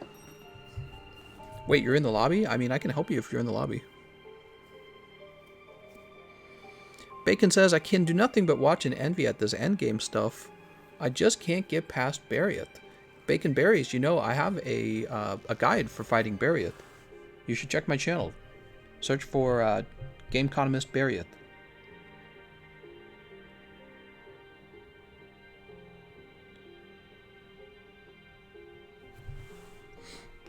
Slender Tubby is the best horror game.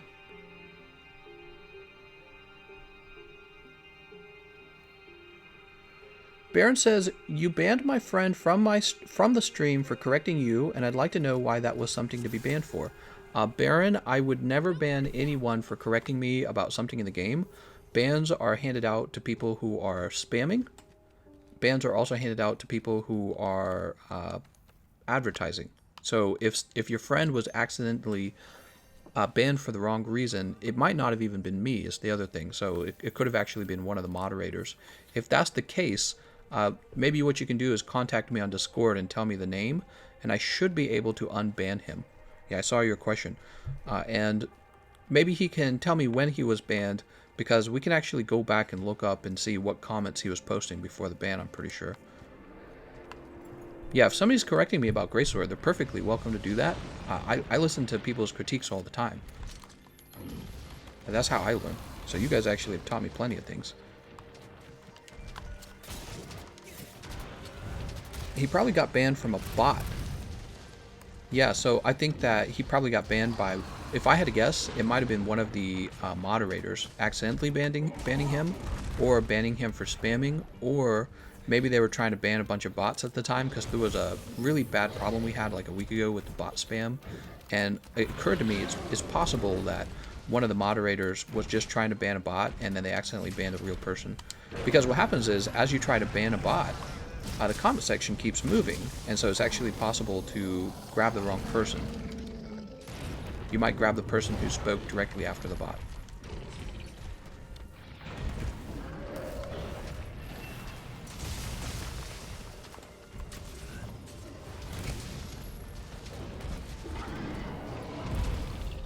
Pinhead Dave, no! Ouch.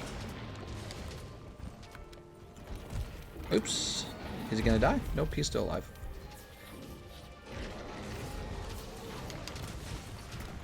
God Terror Boy says, who was banned? I might remember.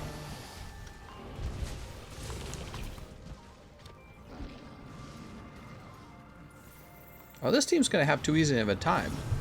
Pinhead, Dave, Twitch, and myself definitely don't need to beat this guy, so if Cartel and Empress doesn't need help, then we're just 4 guys who don't need help playing against Extreme Behemoth. Shadow says, I'm on Xbox. I know that we should fight them alone to get better, but this one where I can't seem to get the edge on him. You don't have to fight anyone alone. You can fight with the teammate. Yeah, I prefer fighting with teammates. Hey, you ought to do a showcase of all your saved builds. Could be interesting, says Kip Fox. Oh, I didn't think of that. Bring Tremor Resist for Furious Raging. I noticed a lot of people carding when he uses Tremors in the second area. Oh, I was not even thinking to roll.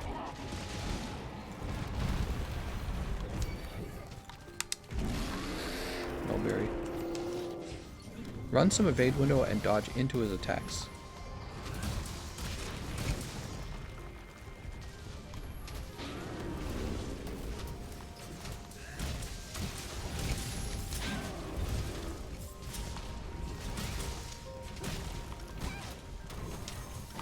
I thought that's what he was trying to do. Ouch.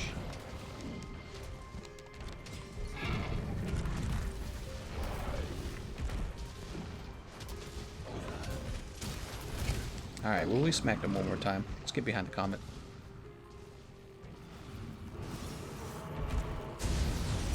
Bring terrors for Furious Regime. Run some evade window. Thoughts on cryptocurrencies? Any investment tips aside from Pokemon cards? I would not spend any of my money on cryptocurrencies. I would spend my money strictly on Pokemon cards. With the Pokemon cards, I've been tracking their prices for the last 10 months. Many of the cards I bought have doubled in price, or tripled in price, or quadrupled in price, which I'm sure no cryptocurrency has done anything like that. And I'm sure that the stock market has not done that. It's done the opposite of that, actually. The stock market's crashed. Also, cryptocurrency just in general makes me very uncomfortable because everyone's way too enthusiastic over it, in my opinion. And the reason why that bothers me is because anytime the cryptocurrency decides to compete with a government-backed currency, you're going to run the risk of the government coming in and saying, actually, this is going to be made illegal, right? So if our Federal Reserve, and which technically, the Federal Reserve is technically not the government, but it is sort of the government, you know? It's the government's bank. And if the Federal Reserve isn't buying crypto, it's buying gold. See what I'm saying? And it decides, you know, cryptocurrency is competing with us and not really helping us with our monetary policy. The government could decide to pass laws that really restrict cryptocurrency, and if something like this were to happen, all the people currently investing in cryptocurrency there's going to be probably a big drop in it, and probably, if I had to guess what's going to happen with cryptocurrencies, is you're going to see either the Federal Reserve or the private banks come together and put together their own version of a blockchain currency. I don't think that the government will want to have a decentralized currency ever. I mean, you could argue it's already existed for a long time in the form of gold, and all the banks have already accepted gold as the decentralized currency. So that's why they back themselves with gold.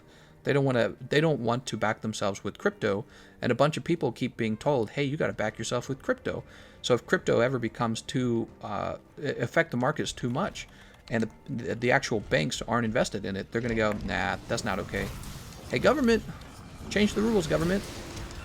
And I'm not saying that's good I'm not saying that's right or wrong of them. All I'm saying is that we don't know if that's what's going to happen. It very much could happen.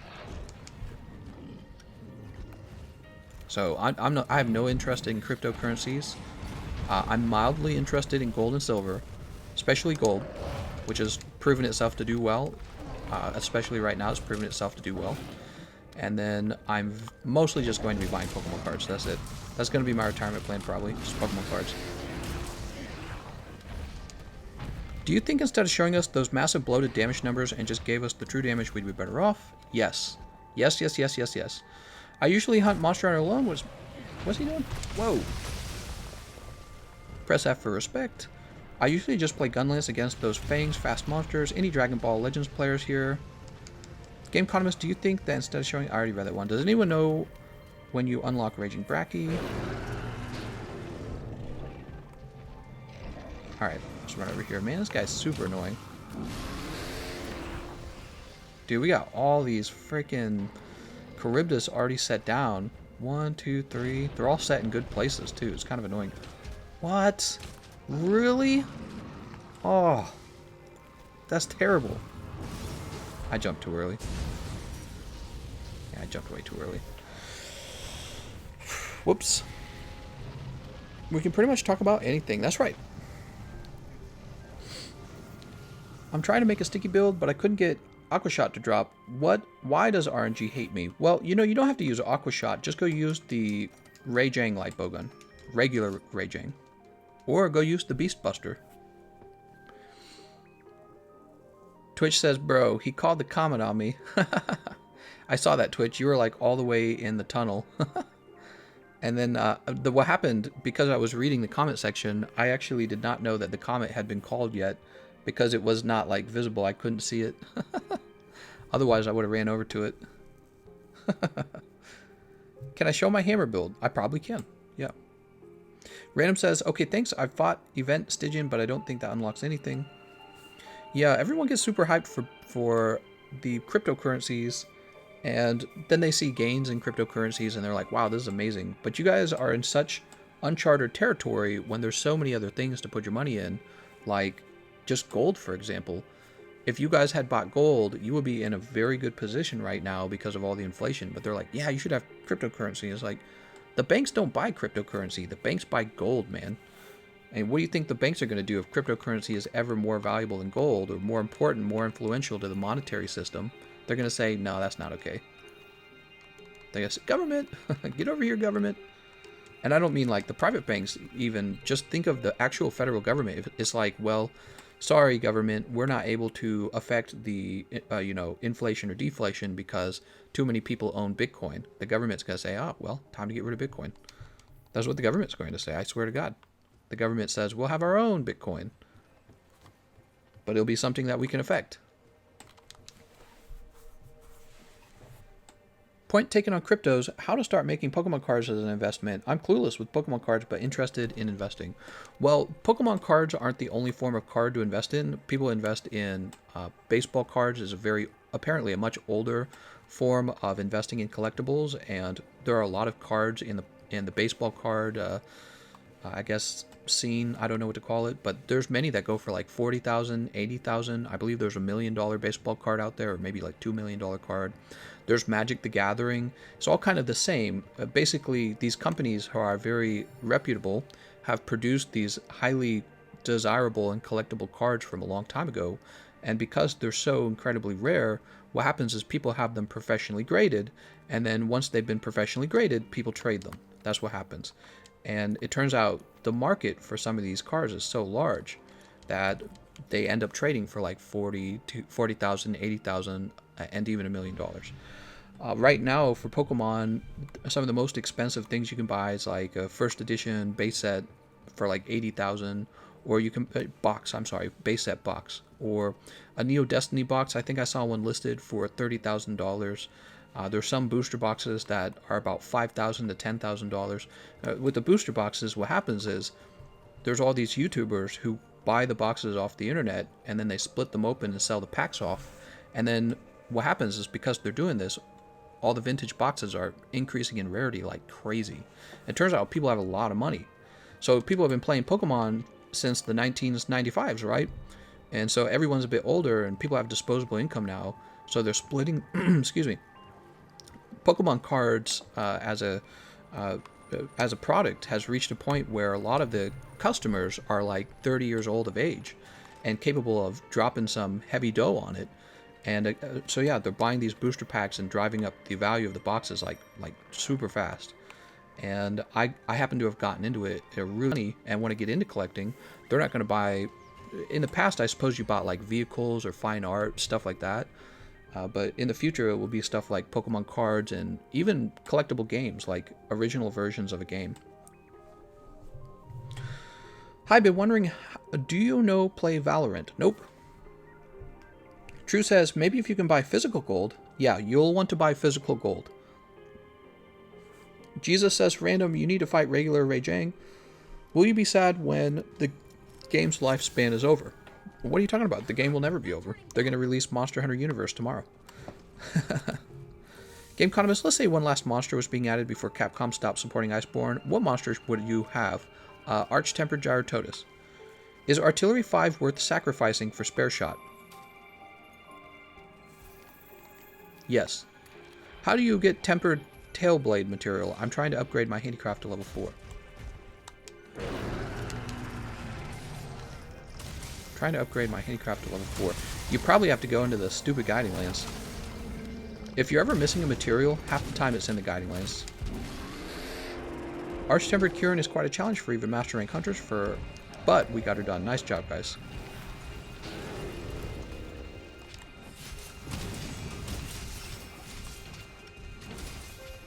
Dropping a meteor on somebody.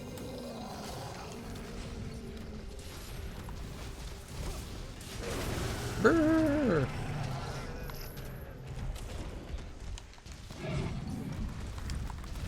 He's ready for the boulder. Good job. Good job.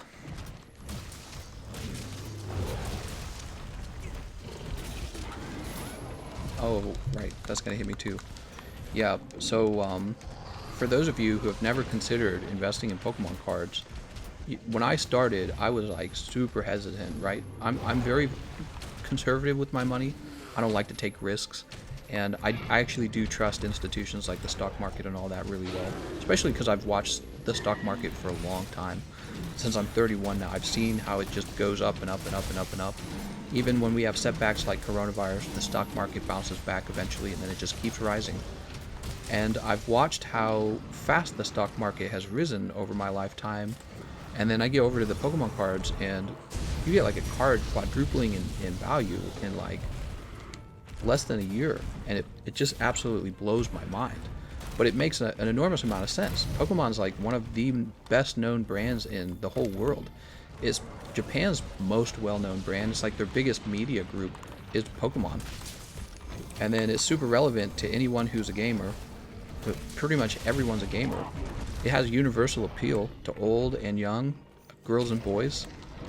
And then you have these cards from 1995 that were as insanely popular as Pokemon Go was, right? Pokemon Go to the polls. So people back then were just losing their minds over the cards, but the card collecting kind of died down for a while, and people didn't think about it. But then what happened was this company, PSA, kind of came up and said, hey, what if we started professionally grading the Pokemon cards? And you have some people who were into the Pokemon card hobby who never left. They just kept collecting all these years.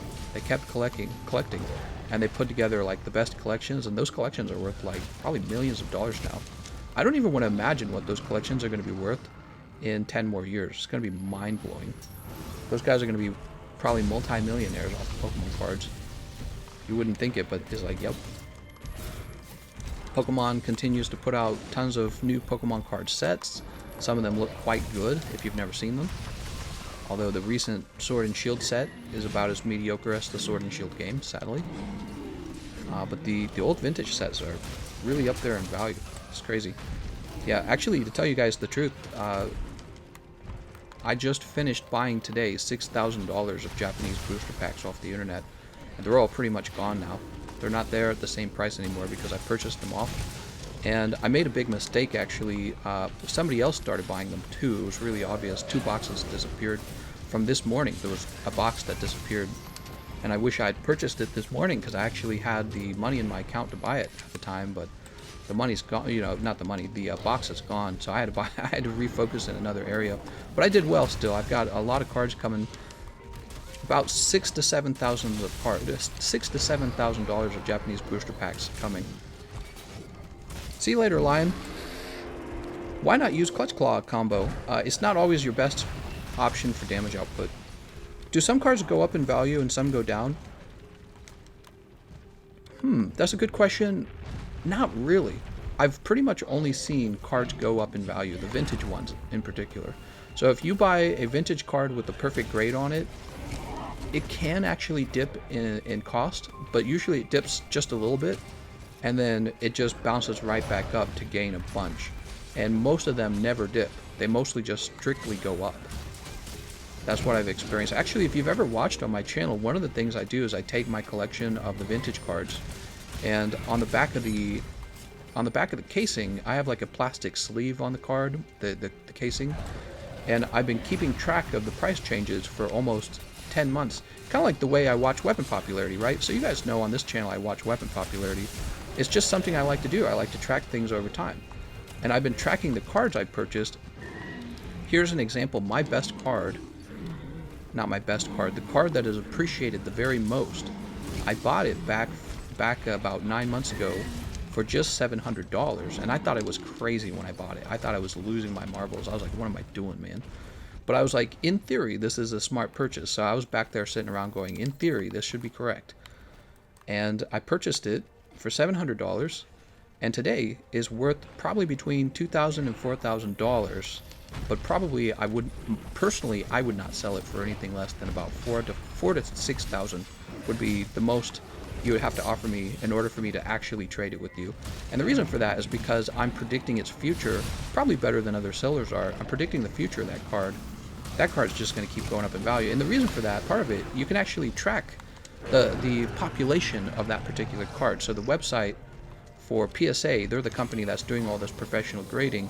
They have a database of all the cards that return a perfect grade. And you can go onto this website and actually see what the population for that card is.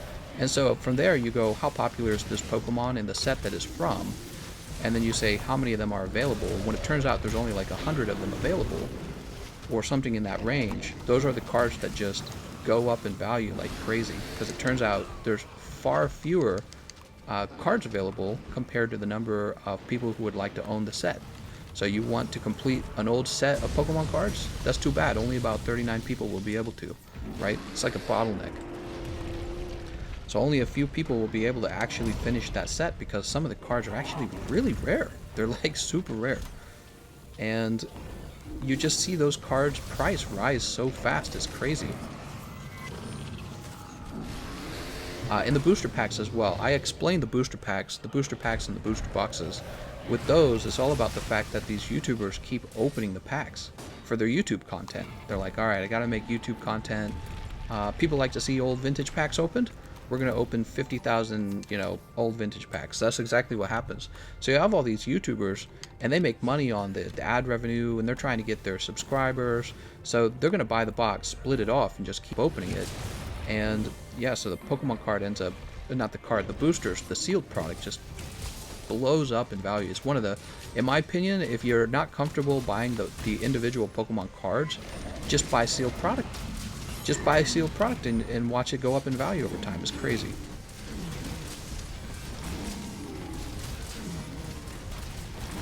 So that's me talking about Pokemon cards, though. I've actually gotten pretty passionate about it because of the price changes that I've seen occur. They're really wild. Oh no.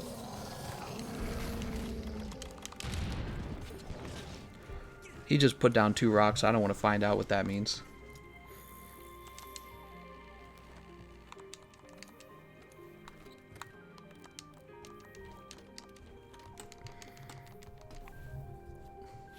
Unfortunately, price on things still falls to how much people are willing to pay for things, so the trick is finding someone who will pay what you're asking. That or just keep sitting on it indefinitely. Well, true-sighted, that's the thing. So basically, buying the cards is all about predicting markets and saying, will somebody actually buy this for that much? And they have this concept in all markets, including like gold and silver. There's the There's the asking price, that's what buyers want to pay. And there's the selling price, that's what sellers want to sell it for. Is he going to launch another... Is it already done? Did nobody die? Did he already do 2 ecliptic... Oh, there it goes. Yeah, there he goes. All right, well, here, we're going to jump down. Well, anyway, so there's an ask price and a sell price, right? Twitch jumped too early.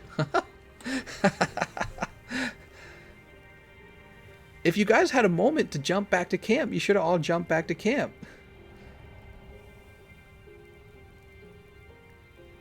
Oh, you guys are silly.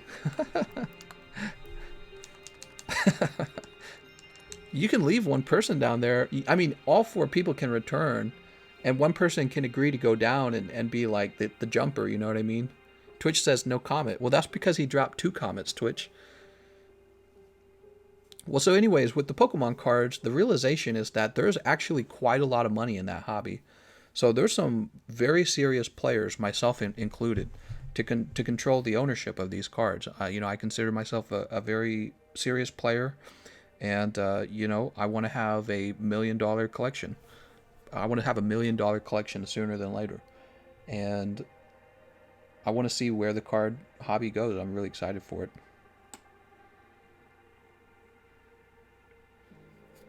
Which particular cards should I invest in?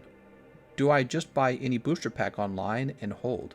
Funny enough, Paolo, if you were to buy literally any booster pack and hold it for a long period of time, you will see the value of that pack go up.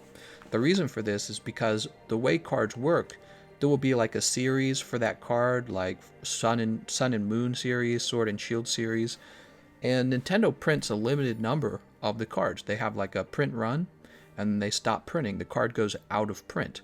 And what happens is people keep opening them even when they're out of print. And there's kind of like this point where so many of them have been opened that there's an increasingly small number of them left, and then the price starts to go up. I've already seen this happen. So there was this set from like 2 years ago. It might have been 1 year ago. Here, let's join Luigi. How's it going, Luigi? There's this set from like 2 years ago called Team Up. And over the course of 9 months, I've seen it go from like, I've seen it almost triple in cost, almost triple at this point.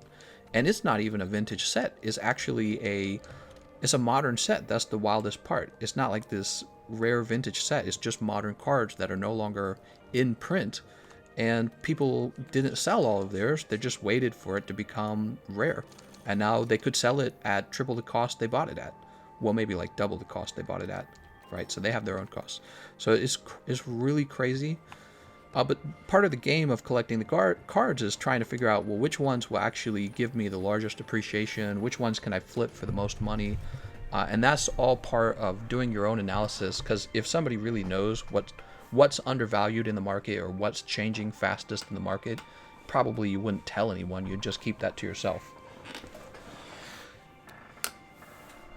Unless you were like a finance manager for somebody.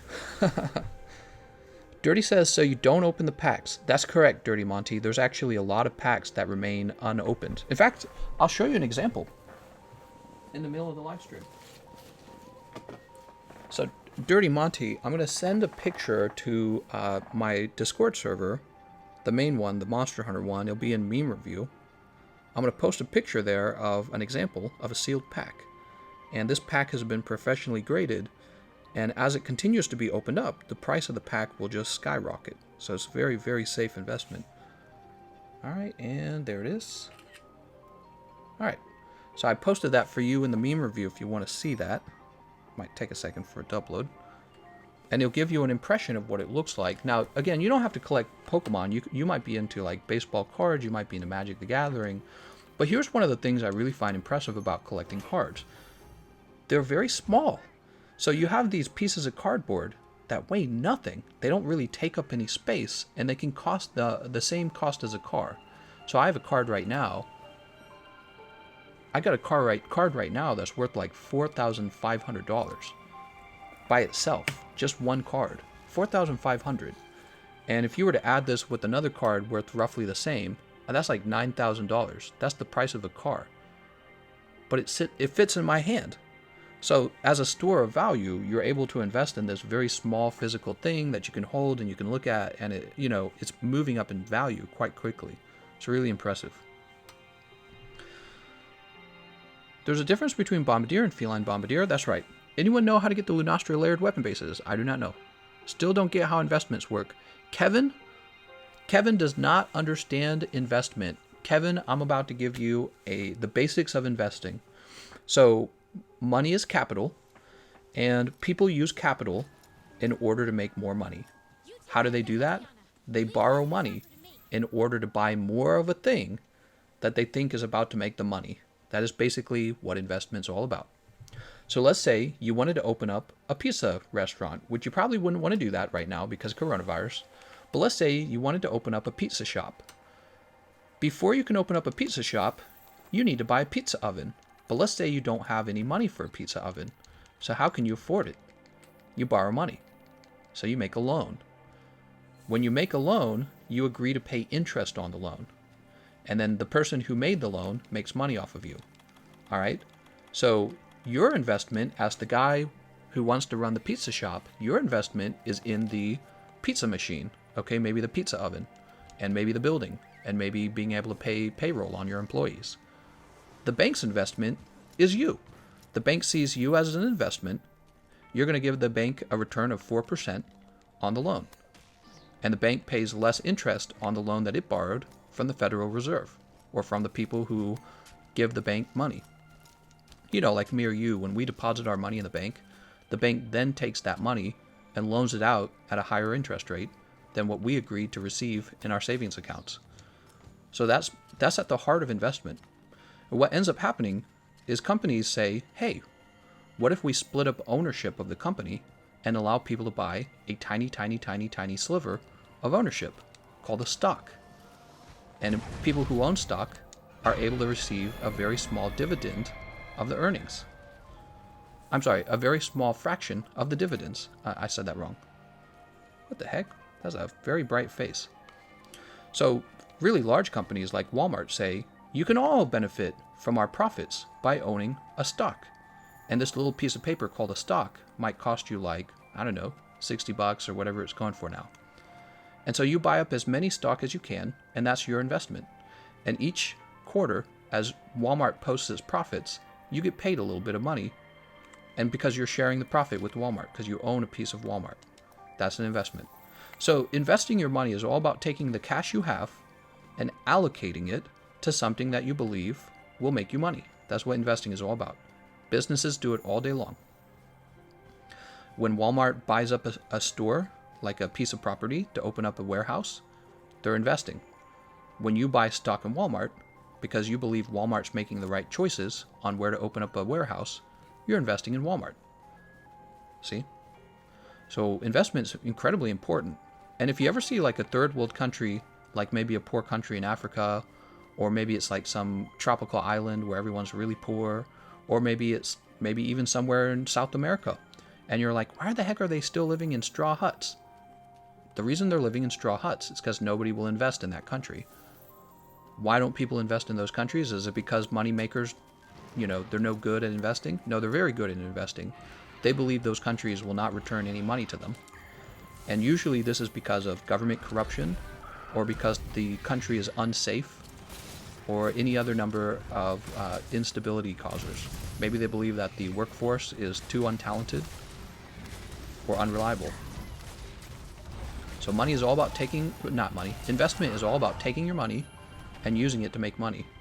And if you don't learn how to become an investor, really you're just going to be somebody else's moneymaker. That's all you're going to do your whole life. You're just going to make money for somebody else. So it's really important you learn how to invest everywhere you can in life. So I like to use Nike sneakers as an example. But just imagine McDonald's. When you buy a McDonald's hamburger, you're making McDonald's wealthy. When you buy a stock in McDonald's, you're making yourself wealthy. So there's two very different ways to spend your money. And everyone's super mad at the rich, and they can't figure, I hate the rich, they don't pay enough taxes. But you can go buy stock, like right now. You can do things right now to invest. You can try to set up your own business in some kind of service that you think your community needs, and you will problem solve for them. Maybe they have a lack of entertainment. Maybe they have a lack of good food. Maybe they need something else, like some sort of manufacturing. Maybe your community needs that. And if you go and solve that problem for them, you will see a return on your investment if the loan was cheap and you were good at operating the business. This is basically like the basics of how people get rich, man. Why does Walmart exist? Sam Walton built it, and then his children continue to operate it, and they do a good job. So, I hate the wealthy for doing things. And yeah, you know, I'm not against the wealthy paying taxes, actually. So, I just, I don't like it when people think that the world can become wealthy without becoming productive. You always have to be productive. Freaking typos. The title is Have Conversation, I guess not with the steamer. How's it going, Joe? I want to believe. Green Tortoise says, so if I think a Pokemon card maker is going to bring me big bucks, and at first he doesn't blow up, but then all of a sudden he gets a ton of money, I get a ton of money? What? I don't know what you mean by that. Do you think that the USA will ever cross that line in the eyes of the world? The net not worth investing in line, especially with what happened lately, is highly unlikely, true-sighted. America has a large, educated labor force, and we have a lot of money over here, so we're one of the wealthiest countries in the world still. Wealthier than, you know, China still, wealthier than much of Europe. We supposedly have a large middle class, which could go away if we're not smart about things. But we have a large middle class still buying goods and What is going on? Still buying goods and services. So I don't think that will happen anytime soon in the future. But what you could see is China basically offering a better return on investment to investors because they're not messing around and we are. We're still dealing with things with like feminism and diversity and identity politics and all the things that don't actually create any kind of productivity. There's zero productivity involved in those things. Those are basically people pointing at you and saying, hey, I don't have the things that you have, you should give it to me. All right, so those have nothing to do with productivity. China's not doing any of that. China's just like, all right, we got to manufacture everything. That's what China's saying. And so it's not the case that people will stop investing in us, but what could happen is we could lose influence. We could lose the ability to have the trade agreements that we want. And that's because China's offering a better trade agreement with Europe and with undeveloped places in the world as well. So yeah, it's very possible for the quality of life in America to fall dramatically, and people will find all kinds of ways to blame each other for it and not realize, well, the problem is because we're being unproductive and not a good place to invest in, and China's replacing us. Yeah, people don't understand that concept of being replaced. It's like, yeah, you can definitely be replaced, but not worth investing in. I think that's too dramatic of a negative belief. While my man TGC talks about investing and such, I'm having a minor mental breakdown because my cat is going into the bagels. Goddamn kitty cat. What's considered middle class? I don't know, roughly, what do you think, 40 to 80,000, you have a home, you have a family? Now people don't have any of those things. You don't have a home, you don't have a family, you don't even have a good paying job. You work like a, like a wage slave. Really bad. Do you like Queen? I do not. Oh, I already answered the other question. If you're not poor or rich, you're in the middle class. Yeah, 40 to 80,000. I think people who earn in like the 100,000, 200,000, they're like the upper middle class. 40,000 is like the lower middle class.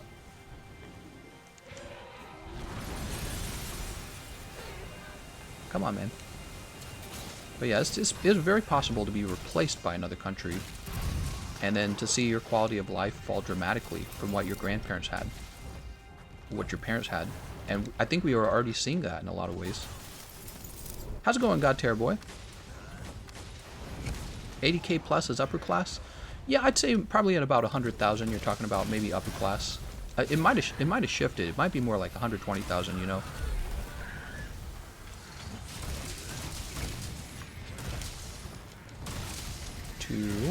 Oh my god. Luigi, you don't want to put barrels down near the monster. You're going to blow your teammates away and they're going to lose out on damage. What about Yu-Gi-Oh cards? So You could invest in Yu-Gi-Oh cards. Here's one of the problems. This is one of the reasons I won't touch Yu-Gi-Oh cards, is because I'm not 100% sure that young children are getting into Yu-Gi-Oh as a hobby or as a franchise. Do I believe children are getting into Pokemon cards? Oh yeah, kids are definitely getting into Pokemon. Pokemon's aimed at children. The game's aimed at children, and Pokemon Go exploded in popularity. There was a very popular Pokemon movie, I guess, the Detective Pikachu. So what that means is there's going to be a lot of children today who are forming special memories with the Pokemon franchise. And 20 years from now, when I'm an old man holding onto a bunch of Pokemon cards, I'll know that all the other old men also holding onto Pokemon cards are playing the game, playing the investment game. And there's a bunch of young children entering the hobby as well. So this is very important. You need the number of people collecting cards to expand. You need the number of collectors to expand. If the number of collectors shrinks and you're holding onto a lot of cards, you might see some losses actually. But if the hobby is expanding, you're going to see gains, maybe a lot of gains, right? So there's two things: the expansion of the number of people collecting, also the amount of wealth of the people collecting. So 20 years from now, I'm expected to have more money than I have today. I'll be like 50 and I'll have more money, and so will everyone else. And so even if the hobby were to shrink, the big players still have more money, so the price of the cards will still probably rise. And that's also a big part of it as well. But so with Yu-Gi-Oh, I don't know if it's expanding. I would bet not. I don't really know what Yu-Gi-Oh does, but I would bet that Yu-Gi-Oh is not expanding because it's not appealing to children right now. Pokemon is. Pokemon might be the number one most advertised to children franchise right now when it comes to the card games. I don't think Magic the Gathering is being that good at capturing new kids and adding them to the hobby. And baseball cards as well, I think, is probably bleeding off some of who would have been collectors, but instead they're gamers and they love Pokemon. So I'm predicting Pokemon sees the largest increase in people into the hobby compared to into the card game hobby compared to Magic the Gathering, baseball cards, and Yu-Gi-Oh, and anything else. Okay, let's go ahead and, well, Pikachu childhood memories. That's right. How can you just casually talk while fighting a monster? Well, I suppose it's just what I'm doing. Maybe he isn't the one fighting. Oh, I'm fighting. Good night, Twitch. Hopefully you can have a nice sleep. Holy crap, you big brain. What about Magic the Gathering? Is that a good investment to make? Henry, I would be careful with Magic the Gathering. So one of the reasons I'm enthusiastic about Pokemon is because it's a very solid franchise that has been creating these cards since the 1990s. Is a largely forgotten hobby. Pokemon card collecting, I think, has been forgotten by a lot of people in the 30s, and they're going to remember it soon because of YouTube. You're hearing me talk about it, for example. So Pokemon's a very solid franchise, whereas Magic the Gathering's much older than Pokemon. And so one of the problems you're going to run into as an early investor, you're going to find out there's already so many big players that you're not going to find a lot of good deals. This is the same thing that happens in the stock market too, by the way. It's hard to buy a stock at a good price, at an underpriced price, because there's so many experienced investors that you're competing with all of them for a good price stock, and they drive the price of the stocks up very quickly. So you can passively invest in the stock market with mutual funds and not care about that. But if you're a very active investor, you're looking for a good deal is what you're looking for, right? And you want to get rich faster than like a 7%, 15% appreciation on your investment. So I've found that this has happened really amazingly quickly with the Pokemon cards because I think I've gotten in at a really good time. I've not seen this happen with the stock market. The stock market's crashed because of coronavirus, which, when it bottoms out, whenever it bottoms out, that's when you need to buy into the stock market, by the way, when it bottoms out. So keep an eye out on the stock market. It probably will bottom out. It could have already bottomed out, but I don't think so. I think it's going to keep going down after we get the earnings reports and the jobless rates reports and the next quarter earnings. So keep an eye out on the stock market. When it really bottoms out, you'll want to shift some money in there. But I'm not even going to do that. I'm just going to keep buying Pokemon cards. They've outperformed the stock market so hard. And I think it's because I've figured out here's a hobby that has been completely overlooked. It is ripe for a bunch of people to jump back into it, ripe for a lot of 30-year-olds with the expendable incomes to come back in. And there's not a lot of competition. There's not a lot of big players buying up all the cards yet. That will change. So if you get into baseball or Magic the Gathering, you're going to be competing with all the big players who have already driven the price up. If you get into Pokemon right now, there are still some cards you can buy. They're expensive already, but there are some cards you can buy that are probably going to go up to $10, $20, $30, and $40,000 of value. And right now, they're still trading at around $1,000, $2,000. So there's more opportunity in Pokemon than there is in Magic, in my opinion. Which is one of the reasons why I haven't touched it.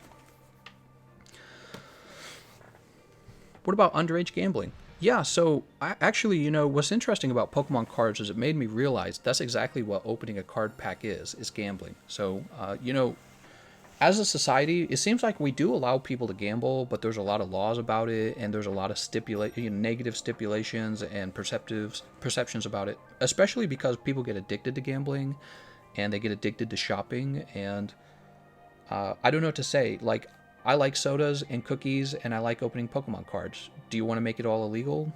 That's a conversation we can have, but I don't know. I'm not really bothered by it so much.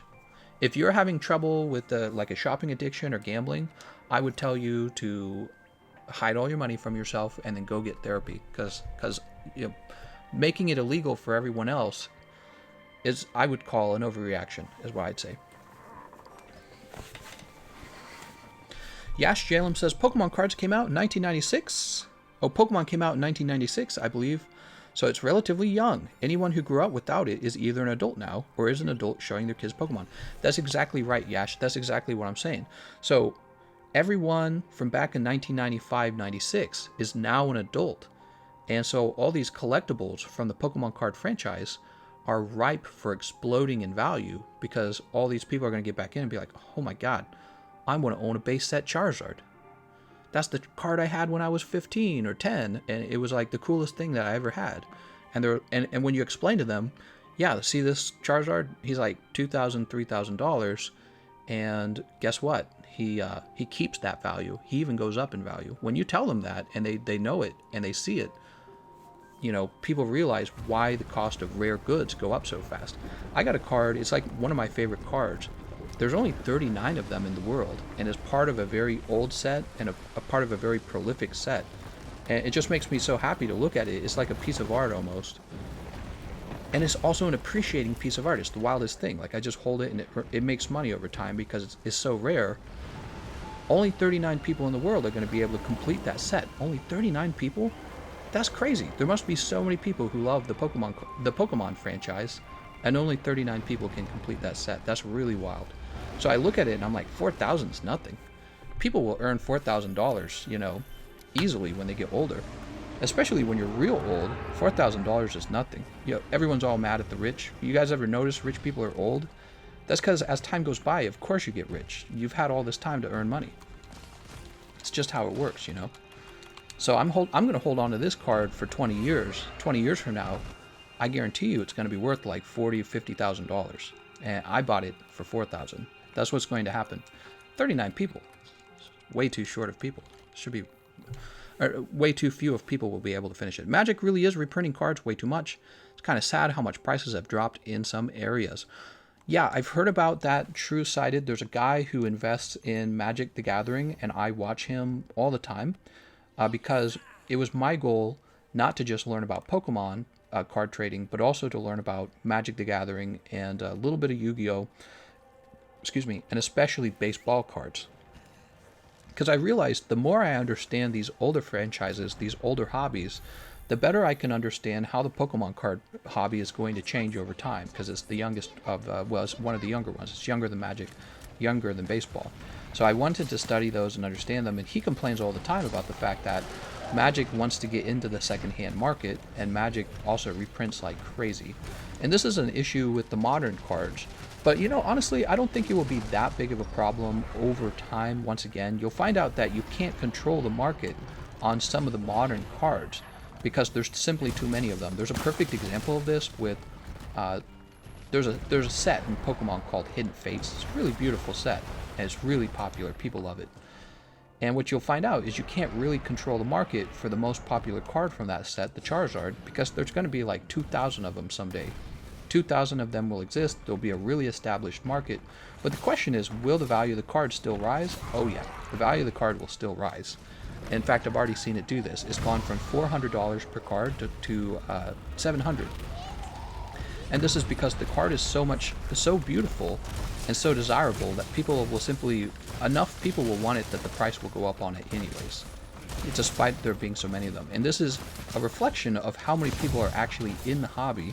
There's much more than you realize.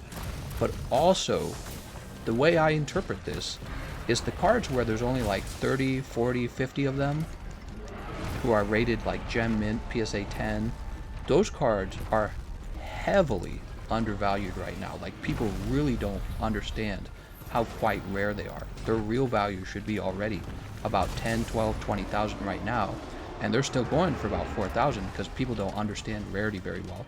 And I do have an understanding of rarity because I've been studying the cards in the baseball collection and in the Magic the Gathering. So I look at these and it's easier for me to analyze them because I've been doing all this. I've been doing a lot of work. People don't know that, so I just do analysis after analysis after analysis of everything. And, you know, so it's very fun. It's what I like to do anyways. I like to talk about investing and think about investing all the time. And this has become, it's become a hobby, but it's also, I think, become this sort of really important financial thing for me. Oh man, my dad used to have a soccer bubblegum cards from back in the day, but says he doesn't know where he put it. Then I cry. Yeah, some sports cards are worth like $40,000. Did you know that? 40, 80, 100? And again, there's some sport cards worth $1 million. Oh,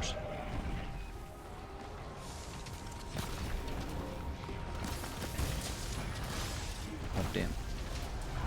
Yeah, that's Tremors. Oh, I'm surprised he didn't hit me. Hey man, I have a question, just a glimpse of thought. Will there be more updates on Iceborne, or there will be an end update at one point? Capcom will release a new game in PS5 since it's coming out. What? There will be no more expansions, if that's what your question is. The developer said that Iceborne is the only expansion for Monster Hunter. So there will be no more expansions. Got it. Nice. Thanks, guys. I really like having feedback from real people, not just some guy on a YouTube video. Hey! There are flash sales sometimes and seasonal sales, but it's not always guaranteed that Iceborne will be on discount.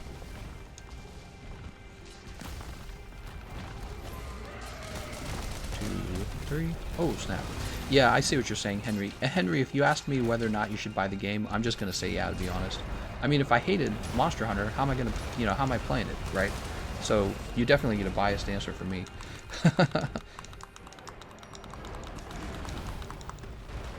Woo.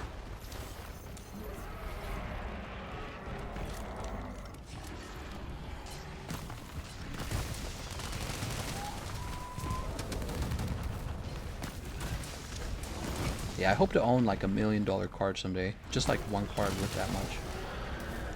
That would be so cool. But even if I had a few $100,000 cards, that would be really wild.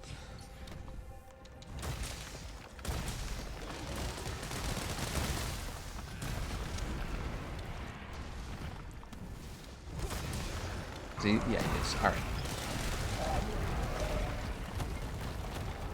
Your thoughts on the friend guild card system? I tried using it once, and I didn't really see the point in using it. It just seemed like tedium.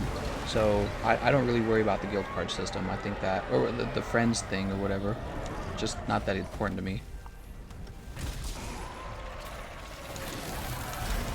Ouch.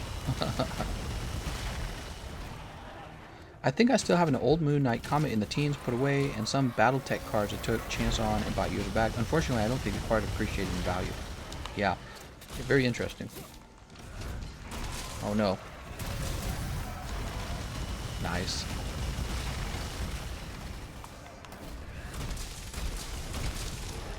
Did that hit his head or his neck?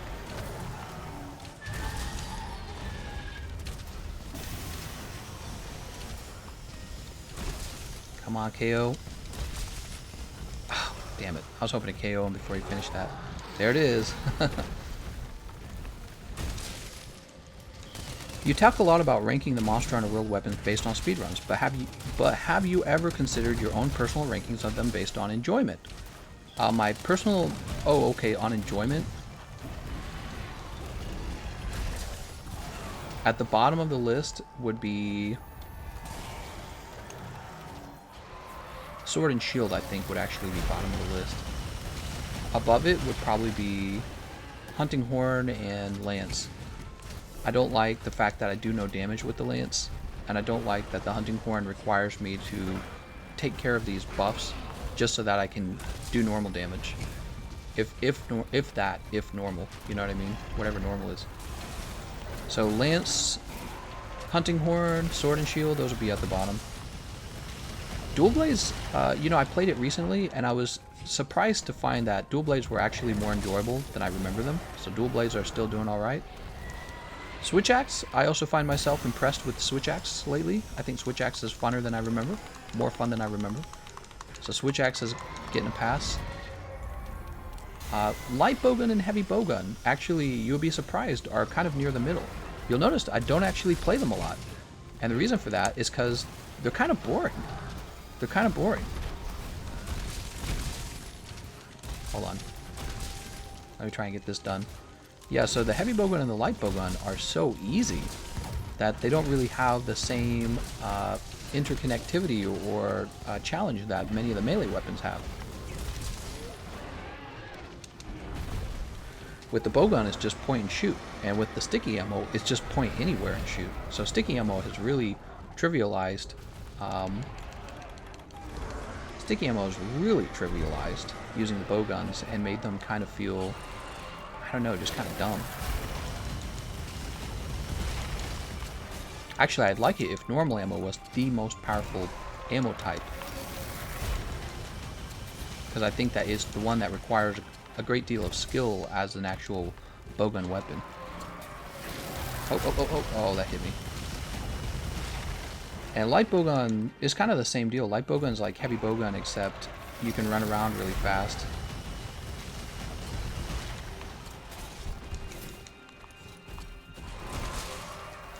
Uh-oh.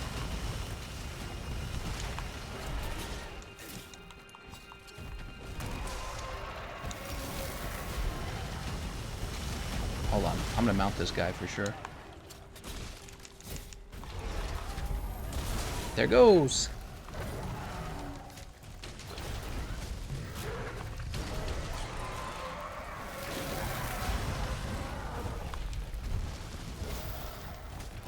I'm gonna try and do a good job on this mount real fast.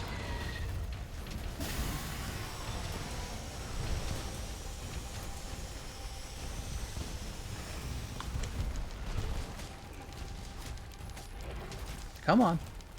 Come on, Big Stinky. Oh, there we go.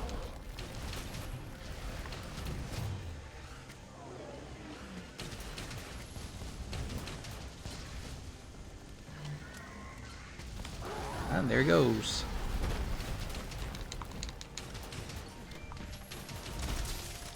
Alright, let's get this big bang out.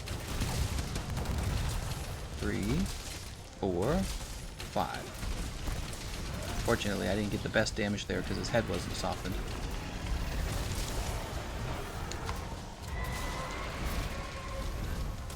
Oh my god.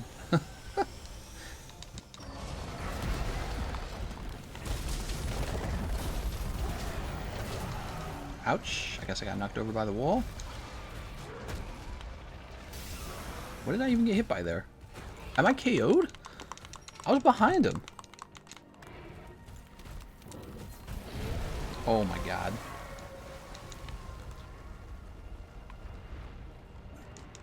Oh my god, dude. I didn't know those were gonna go off.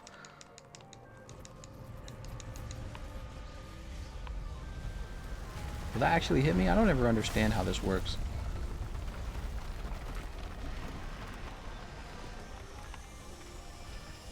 Ah, that's trap. We're not gonna hit him with that trap, huh?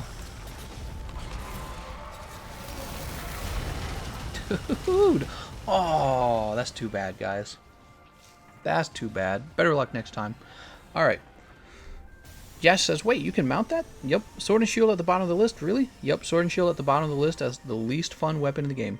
HA says, there was a time I was trying to mount Shara, but my brother freaked up the mount 2 times in a row. When are they putting in Kulve? Next week. Henry says, your opinion on the gun lance? Many people underrate it, but is actually a very fun weapon. I think that the gun lance was one of the safer weapons to use in the base game, but it was kind of boring. In Monster Hunter World Iceborne, they actually improved the fun of the gun lance significantly by giving it the whole worm stake blast, where you have to land it on a monster's body, and this is actually very challenging in itself. And then you have to shoot it repeatedly, and that's challenging too. So adding this level of complexity to the weapon that also rewards you for playing better was a big improvement to the gun lance, and I think that is one of the most improved weapons along with the hunting horn. The hunting horn needs even more fixes though. Get rid of the self-improvement buff, get rid of the attack up extra large buff. Get rid of both of those. So let me think. Yeah, gun lance is good. Gun lance is hitting around the middle, kind of like the bow guns. The top of the list, probably hammer for me, probably great sword, long sword. Charge blade would be up higher on the list, but it's annoyingly complicated sometimes. Kind of like hunting horn right now. Hunting horn's annoyingly complicated. You have so much management to do in the middle of the fight that you focus too much. Bow's pretty high on the list. I'd rank bow around the bow guns. So there's lots of weapons in the middle that are like of okay fun. But bow and hammer, are not bow, hammer and greatsword are definitely near the top for me. We're going to help Luigi. Paolo says, it sucks that I can't open Pokemon booster packs without losing its value. Now, that's not true, Paolo. So when you open up a booster pack, you're gambling. And what could happen is you could win the gamble, and you could get the thing that you wanted out of the pack. If you don't get what you want, then you lost the gamble. And then when it comes to the price of the booster pack, it's kind of like a calculation on your odds of whether or not you'll pull the card and how valuable the card is to the market. So for example, I have these Japanese booster packs for the base set from 1995 or 1996 or something. They're like 24 years old. And I could open them myself, or I could let somebody else open them. How do I determine the price? Well, the price should be high enough that I no longer want to open them. I want to sell them. So the price has to be high enough that is something that I'd rather sell as a sealed product rather than an open, something I open myself. Let's say I was to only sell the packs for $200 each. I'd open them all myself and pull the Charizard myself, because I will grade all the cards that get opened, and then I'll after they're done being graded, I'll sell them on the market. So there's this sort of line where your risk on whether or not you get the worst card in the set is balanced against whether you get the most valuable card in the set, and also that the person who owns the packs wants to give his packs up. So there's this really delicate balance on all those things. And honestly, I think that I've probably undervalued the packs, if anything. That's because it's not all about just what the cards pull will be valued at, but how will the booster packs over time be valued. But in my case, I'm also trying to make content. So I'm trying to build a community and make content for everyone. So I also, that's specific to me only though. So if you're just a regular person with a sealed product, my advice for you would just be to never open it. But for me personally, I'm building content as well. So there's a fourth element for me that doesn't exist for everyone collecting the cards.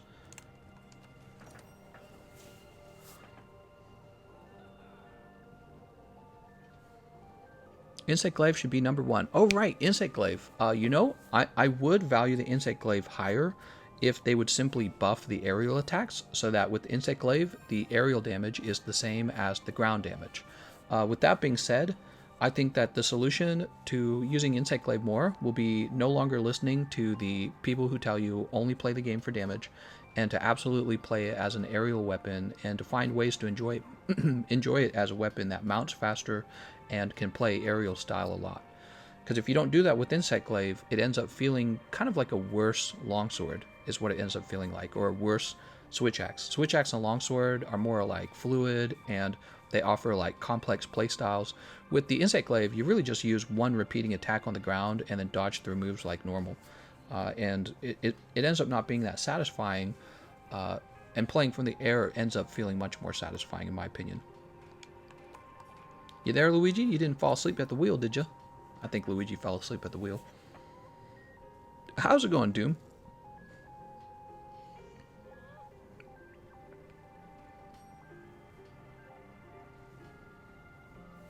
Let's see what you guys are talking about. Did I miss anything? That's so true. Why I don't get them anymore, the booster packs. We should talk about Nature and Big Pepe. Do you have to break the head twice on Char to get a tender plate? Yes, you do. Elemental up for Hunting Horn is extremely useful if your team uses Elemental. Generally, it's not actually, because if your team knows what it's doing, they generally already maxed their Elemental damage. But I could be wrong about that. Maybe it's changed over time. HTML says, I love your videos and voice, but the moment I start watching, you insult my favorite weapon. I'm sorry, man. Where's the Insect Glaive on the fun list? Insect Glaive would actually be higher up on the list, like I said earlier, if they would just buff the aerial damage. I'm gonna go to sleep. Insect Glaive should be 1. GE Sensei, how goes the hunts? They're all right. We've actually lost a lot today, I think. All right, I think Luigi's asleep. I think he fell asleep at the wheel, guys. Oops. I don't mind his opinion, but I gotta stop you at objectively worse. Well, everyone's gonna have their own opinions. So somebody asked me what I think are the most fun weapons. What you find fun is a very an objective sort of thing, you know? If you find it fun, somebody else might find it boring.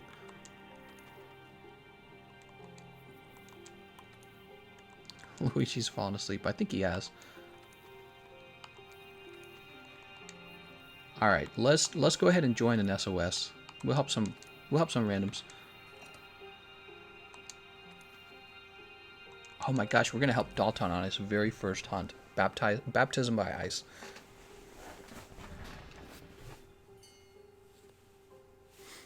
There's the thing you never win. That's why they see the house always win. Henry says, you never win. That's why they see the house always wins. Yeah, so that's actually a really important concept here. But we're not just talking about, when it comes to Pokemon cards, the house in this case is actually Nintendo. So if you want to say the house always wins, the person who's really always winning is Nintendo. Okay, and then the secondhand market, it's more about you deciding what you think is a good trade. So if you think it's a good trade to, let's say, open up a Japanese base set booster pack in a live stream that'll be recorded and maybe be a memory you can look back on years from now, you might decide that the price is all right. Maybe it's, you know, it's not so bad. But with Nintendo, if you think that the house is always winning with Nintendo, the nice thing about that is just go invest in Nintendo then. See what I'm saying? So there's all kinds of things you could do with your money. Some people are using it for fun. Some people are using it strictly for investment. You know, yeah, the whole thing's very, very fun. Am I not interested in cars, like for racing or just mechanics? I actually hate cars. I really dislike cars. I've always disliked them. My dad was a car guy. He loved motorcycles and cars, and then I had 2 brothers who were into cars. I never liked cars. They're big hunks of metal with some engine in them. And I like warfare. I like military weapons and all that stuff. But as a consumer good, you want me to buy this huge engine that I'm never going to use as a consumer good? It's just a bad choice of placing my money. So I'm somebody who loves thinking and talking about money, and I look at cars as like a huge money hole where you just throw your money down the hole and that's it. Your money's just gone. You can drive the car for like 60 miles an hour. You can go over that if you want to break the law. I'm not going to break the law because I don't want to get, you know, I don't want to get caught and then pay a fine, because I don't like giving my money to the government either.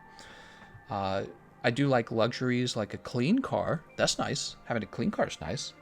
But do I need a car with a massive engine? I just don't. It's a huge waste of money. I'd much rather have stocks and the ability to move to the place that I would like to live. That is much better.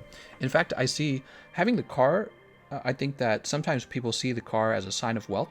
I see the car as a sign of money mismanagement. And instead, when I see someone's bank account, then I know what kind of wealth they have. And so if there's ladies out there who are going, oh man, he's got a nice car. You know, if I was a lady trying to figure out which guy had the wealth so he could be my sugar daddy, I would actually be trying to figure out more about what a guy's stance is on investment and what his knowledge about investment is, rather than which car he drives. Because there's probably many millionaires who have no interest at all in having really fancy cars. And that would include me. I have no interest in it. One day I hope to be a millionaire. Maybe it won't happen today, but maybe it'll happen when I'm older. And I will probably never own a nice car. What do I think about Tesla cars? I actually love the design of the, what do they call it, Cybertruck? Dude, I love the design of the Cybertruck. That is, for once, it feels like somebody's actually trying to appeal to me as a consumer. So the way cars look today is so boring. I've never liked the way they looked. Always really boring. But Cybertruck actually looks like something I would, whoops, I just threw that guy away. I'm sorry, man. Yeto. Cybertruck actually looks like something I would drive if I had an infinite amount of money. You know what I mean? If I didn't care about proper investment. So that would be a car I would actually buy and own, just because it looks crazy. Love it. I love the old sort of 80s technology design of the car, and I think that's important. I think that he did that on purpose. I put on my fireproof mantle to help out with this fight. What do you guys think? Good choice, right? Throw this guy into the wall. But yeah, if you want my opinion about cars, they're this tool you use from getting from point A to point B, and then people who are bad money managers, they put their money into this tool, and then literally the tool breaks later, and they have no money, and they're poor people. And they're like, why am I so poor? I work so hard. I work so hard and I have no money. It's because you bought a car, dude. You bought a big stupid car instead of a big asset like Google stocks. Go buy some Google stocks, man. Google's going to do very well over time. Go buy some Microsoft stock. Go buy some Sony stock or something like that, you know? Go buy some Apple stock. Go buy some Amazon stock. You buy a big truck that you don't even need. You're just going to be poor your whole life. And there's exceptions. Some people are like hyper money earners. You know, like think about a NFL football player. He's got so many millions of dollars. He could actually buy like a fancy car, and he could still relax and retire a multimillionaire if he's not an idiot with the rest of his money. But the vast majority of us are just regular middle class people, and you could one day be a multimillionaire, but you have to make the right choices to do that. You have to make the right money decisions. You have to manage your money properly, your wealth. And you look at rich people and you're like, how are they so rich? They manage their money better than you did. Gee, I thought as a computer scientist you may be interested in the engineering and machines in cars, but completely understand. Sadly, I won't see you on the racetrack. I see what you mean. You know, there is a sort of I do enjoy mechanics and all that stuff. It's just that I really don't enjoy spending money on things I don't need. So that's mainly where I'm coming from in that regard. It's all about how I'm spending my money, actually. The newer vehicles look nice, but are too over-reliant on sensors. If a sensor goes out, the car can experience major problems. The poorest people buy the biggest and luxurious cars, not knowing that how fragile they are. When they don't care of them and wonder why they are stranded at Walmart at 3 a.m. Well, it's like we were talking about this very same issue, I think yesterday in the live stream, and I was talking about how if you were to buy a nice little $8,000 car and it's clean and it has air conditioner and it has a decently efficient engine and good safety rating, what'll happen is eventually that car will break and you will lose $8,000. If you buy a $30,000 car and you know it's got like a fancy computer in it and it goes faster than it needs to go and it just looks better, it has a brand name on it, right? People still buying brand name shit in 2020 for some reason. And you pay $30,000 on it, it breaks just like the other car. Eventually, you've thrown $30,000 away. So what would you rather do? Do you want to throw $8,000 away, or do you want to throw $30,000 away? And not only that, but you also pay insurance on a $30,000 car versus an $8,000 car. You pay repairs on a $30,000 car rather than an $8,000 car. All the stuff, right? And so it's like probably one of the best ways to stay poor is to just buy a car that you don't need. That's like one of the best ways to stay poor. See you later, True-Sighted. HTML says, utility is what it's all about. Give me an efficient small car. I'm not trying to buy a house. Exactly. And if you buy only what you need and manage your money properly, then you can go buy the house that you want. And that's a big deal. I think that cars do make people happy, especially if you can have a fancy, you know, it's a toy. People love toys. So I get that. I get the allure. But just remember, you spend way more time in your home than you do in your car. So if you can buy a fancy home rather than a fancy car, I'd choose that every single time. Because I spend my whole day in my home. You only spend like a few hours in your car each day, if that. You might spend like 30, 40 minutes in your car. But then you spend the other 23 hours in your home. So use that extra money that you saved on your car to live where you want to live, like near the beach and in a nice house. And you know, for guys who are like, well, I need a nice car to attract girls, I swear to God, having a place like your own condo, your own apartment, that attracts girls very quickly. You know, in fact, that was when I first started dating. One of the things about me is I had ran away from home, and so I had an apartment right away. I had my own place, and that was a big deal when it comes to dating, because a lot of guys have to bring their girlfriend home to mom and dad, and there's rules when you bring your girlfriend home, and there's no privacy. You got your own place. That's very impressive. They're like, wow, how do you do that? You know, you figured it all out. You had the money for it. You work. So having a nice home, if I had to guess, is a way bigger chick magnet than having a nice car. Of course, if you could have both, that's nice, but most of us will never earn that much money, so be realistic. There's Luigi, he's still asleep. Palace of Flame. Investigations. Events. I'll help you with that. Yeah, let's help him with this. The government should be privatized because it's instead of spending it on useless social programs and just useless stuff like parks, that people, instead of it, private people, what they would, what? Confused me there. True, look up King of Shav. Some guy who won 9 million in Britain ended up homeless. Right. So money management is very important here. And again, this is why money redistribution is not as important as making people and teaching people how to be productive with their money. So you give 9 million to a guy and he still goes broke, and it's because he spends money by throwing it into a black hole. That's what happens when you wealth redistribute. So if you got a whole bunch of people at the very bottom of the wealth hierarchy, the poorest people, it turns out most of the poor people just don't know how to manage money, and that's their biggest problem. They need education. The government should be privatized? That's like a contradiction. The government, by definition, is not private. Doom says, you remind me of me and my friends are into spending all kinds of money in car mods, but I'm just scooting on with the car my dad gave me 2 years ago. Very good, man. Ethan says, is there room in the session? Yes. But I'm probably going to wrap up very soon. We're approaching 3 hours. Derek says, people have been brainwashed to think that they should always have a car payment in order to drive. Right. And you know who benefits from that? It is not you and me, the consumer. It is the car companies, and it is the banks who benefit from that. So everybody is very, very upset with how wealthy the banks are and how wealthy these corporations are. But then you go on to buy all this stuff that you don't need, and you haven't figured it out yet. You haven't figured out that you don't need to go into debt buying all this shit, and that you could just save your money. And then they wouldn't be as rich if you did that, because you're not buying their stuff anymore. They need you to buy their stuff in order to become wealthy. Hey, sorry, Luigi was AFK. I had to help my mom, but I'm ready now, says Weary Gaming. Oh, I'm sorry, I just left to another quest. HA says, imagine if you could modify your house like a house in Minecraft. That would be the bomb. You can do expansions on your home. Doom says, yeah, you can't really smash hips in a car compared to a house. Well, maybe it depends on how big you are. J-Man, how's it going, J-Man? Thanks for that donation during the car stream. A nice car is a luxury, a nice house is a necessity. Ferocious Sucks says, you got Iceborne? That's right. Leslie says, tell us a fun story that occurred to you. A fun story?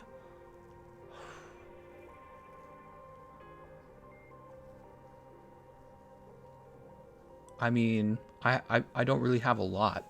I one time won a Smash Brothers tournament in college, so that was pretty cool. Actually, I won more than one. Fun. I have a lot of memories of working. Fun story. I mean, I left home when I was really young, and then it was hardship. I got a roommate. He was really cool. Yeah, I got a roommate named Dave, and you know, I was still very much not introduced to the rest of the world because I was homeschooled, and he was an aspiring musician at the time. Dave was, and so he and I were roommates. And what he ended up doing is he kind of dragged me along and took me to a lot of his musical functions where he would play music. And this was a really good experience for me at the age of like 18 and 19, because as a homeschooler, there's so much that I missed out on. I missed out on most of things like that, social gatherings. And I felt like I learned a lot from him very quickly. He was a very sociable person. He was very socially intelligent. He had a lot of skill, right? So meeting him as a roommate was really, really beneficial for me in a lot of ways. And we had a lot of great conversation too, because I was still back then Roman Catholic, and he was coming into a form of religion called, what's it called? I can't remember. It's like a combination of being Jewish and Christian at the same time. So it's like a Christian religion where they still believe in the Old Testament. So he was getting into all that, and so I had a lot of great memories with him. But he moved to South Carolina, and he's like a preacher out there now. So that's what he does. So we had a lot of debate because he would disagree with a lot with the Catholic Church, and back then, since I was Catholic, I would be explaining why the Catholics believe what they believe. And so I had a lot of nice memories with him, and a lot of them were just me learning what it was like to be out in the real world beyond just working. The 24-hour stream is one big fun story. Think about this: if it comes down between house payment and car payment, always choose car payment because you can live in a car but you can't drive a house. Yeah, exactly. What? I completely disagree, Parker. I would choose the, well, if it comes down to a really bad situation, the truth is you stop paying both. Okay, you stop paying both and you buy food and you stockpile cash, first of all. But if I had to choose between the car and the house, what I would do is I would actually sell the car. I would not make a car payment. I would sell the car, and then I would just take Ubers or drive my bike or public transportation to work. Okay? Because cars, once you get rid of your car, what happens is you no longer have to repair it. You no longer have to pay insurance on it. You no longer have to pay property taxes. And yes, Uber does have a cost to it, but it's not like insane the amount you pay for Uber. You don't pay for gas anymore. You don't have a depreciating asset, so the more you use your car, the less it's going to be worth when you do sell it. And then because you sold your car, you're going to take the money that you got from the sale and apply it toward your other need, the home. So I don't agree with that advice. You can live in your car. And then you have a bunch of homeless people living in their cars. I got to wake up.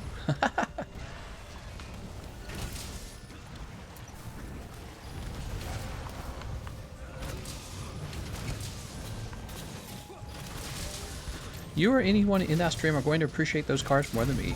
Oh, it was a lot of fun, man. I didn't think you were going to win. That was so lucky.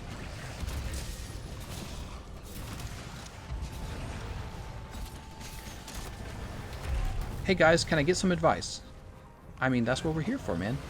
I'm Dr. Economist. Licensed therapy. I'm a licensed therapist on YouTube. He says, I wanted to break up with my girlfriend, and we are in a good relationship. Okay, so it doesn't sound like it's a good relationship if you want to break up, though, right? Hold on, smash this guy's head. He says, so I said why I wanted to break up with her, and then I said, joking because I was sad about how she was sad about what I said. What? It doesn't sound like we're getting all the details. Exactly why did you want to break up with her?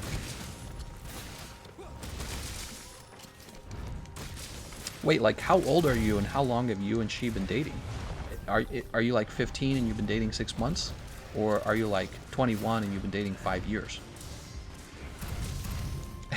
Shady says, Eddie, just leave her.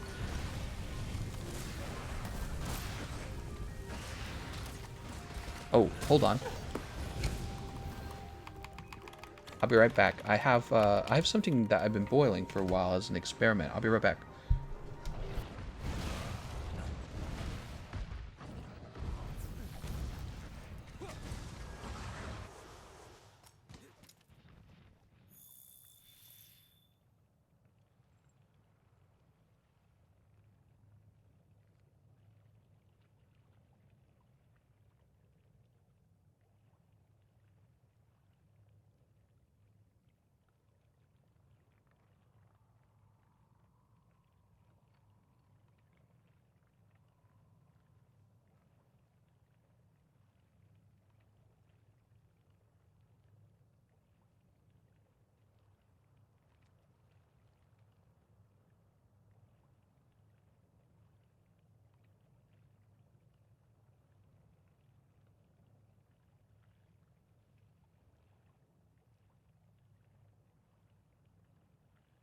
Okay, I'm back. My wife, she burned some pork today. Well, she overcooked it. She didn't burn it. And so I was trying an experiment where I wanted to boil the pork for like 3 or 4 hours to see if the pork would become very soft afterwards. It's something I've never really understood very well. All right, let's see. Did I miss some comments by Eddie? He said, can I get some advice? I want to break up with my girlfriend. We're in a good relationship. So I said why I wanted to break up with her. And then I said joking because I was sad about how she was sad. See, I don't understand. You said you're in a good relationship, then why do you want to break up? That doesn't make any sense. I want to break up with her because we moved into this relationship too fast. What does that even mean? We moved too fast. Are you saying you want to have sex with another girl? He says, I always had stuff to do that interrupted our relationship. I don't understand that either. What stuff did you have to do that interrupted the relationship? Are you talking about school?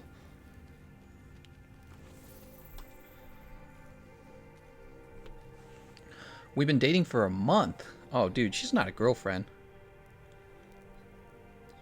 Girlfriend for 1 month, dude. Oops, I ran the wrong way. Hold on, let me jump up here. Eddie, is she patient with you when you're busy? Eddie, if you're questioning the relationship, then it's obvious that you should leave her.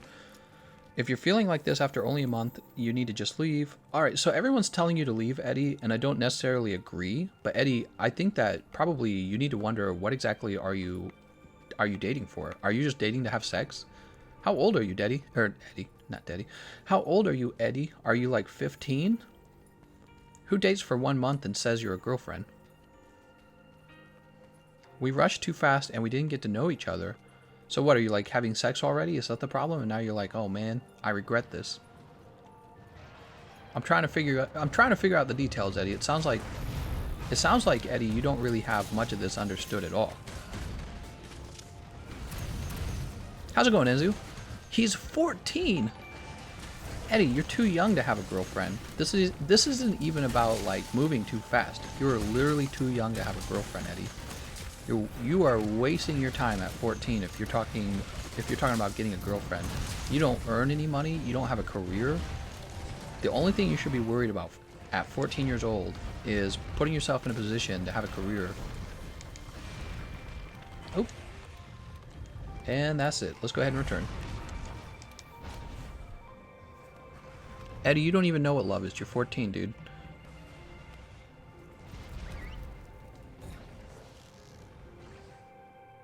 I don't want to hurt her because I always have other things to do and I don't want to hurt her feelings. Eddie, you just need to tell her that you're too young to be dating. Eddie, just say, hey, we're too young to be dating. Let's be really close friends.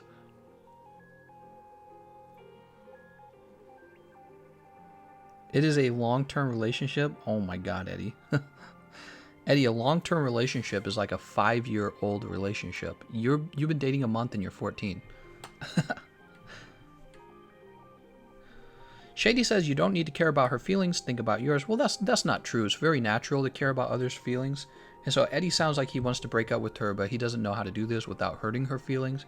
Eddie, just tell her the truth. Tell her, you know, I'm too young for us to be in a relationship together, and we should be friends. You know, just say that, Eddie. And then she's gonna cry, and that's how it works. Just be good friends. A month is not a long-term relationship. Yeah, Eddie, you guys have only been together like 1 month. What hurts is when you've been together with someone for a long time. 1 month is nothing. I've been dating this girl for like... She's far away? Is a long-distance relationship? Eddie, it's a long-distance relationship that's lasted 1 month and you're 14. You don't even have a relationship. If you can't physically touch her, like if you can't reach out and give her a hug, you're just talking over the internet, you do not have a relationship with her, Eddie. I want to stay friends with her. I screwed everything up. Oh, Eddie. Eddie. Eddie. Eddie, I thought you were going to come at us with some complex relationship stuff. Your situation is very easy, Eddie. Just focus on school, Eddie. Focus on school. Focus on sports. And, you know, make friends with, you know, make dude friends who you will play sports with and all that stuff. You don't need girlfriends at 14 years old. You don't have the money for a girlfriend. You don't have any concept of being like a father or a husband. So why would you call anyone? It just doesn't make any sense. You're still a kid, dude.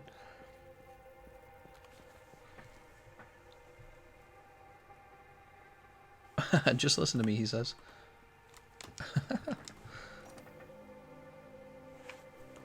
Dan says at 14 you don't even have a proper concept of time. That's correct. Yeah, you're quite young, man. Hey, Gameconomist, I got you with this complex. How's it going, Kibbers? What do you mean you screwed everything up? Let me explain. Fluently. John says, distract yourself with friends and school, buddy. That's right. Eddie, you're too young to have a relationship. You think that she's your girlfriend. You're too young to have a girlfriend. By definition, you do not have one. You do not have a girlfriend. And if if she's like an internet girlfriend, she's just not a girlfriend, man. Just tell her, you know, you want to be friends, but that you got to focus on school. He says, hear me, hour.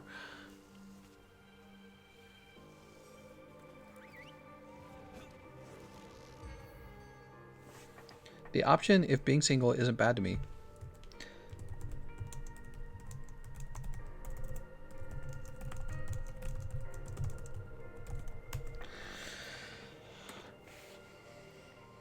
Don't bug out over a long distance. That's just some girl, maybe even a guy acting like a girl. Exactly. You don't even know if it's actually a girl, but probably it is. I'm 16 and I don't know what a vagina is. I'm 30. My ex is 30. She has 3 kids. 1 is mine. Been with her for over 4 years. We live together. Still with the kids. Damn. See, there's a complex relationship. I'm 30. My ex is 30. She has 3 kids and 1 is mine. Been with her for over 4 years. We live together, still with the kids. Whoa, Kibbers, that's not okay. Kibbers, you need to move out, man. Is she in your home or are you in her home? If she's in your home, you need to give her the boot, man. Or you need to say, all right, it's time for us to get married again because something's not right in this relationship. Eddie says I don't trust him. Oh, that's not good. Hey, Gameconomist, what's your type? 17-year-old redhead virgin. No, I'm just messing with you. Just saying whatever will shock you guys. But let's see. Gameconomist with the cold hard truth. It's 1:30 and I'm basically watching Dr. Phil. That's right, I'm Dr. Economist. I'm 14 and I'm working. I have a girlfriend and I buy her gifts. Well, you know, you can meet girls and call them girlfriends. You guys do not have girlfriends at 14, I promise. Your relationship, I don't know. I suppose it's possible. You hear about, every now and then you hear about somebody who's like, oh yeah, I grew up with somebody, best friend became my girlfriend and we're still together 20 years later. Okay, so that could probably happen.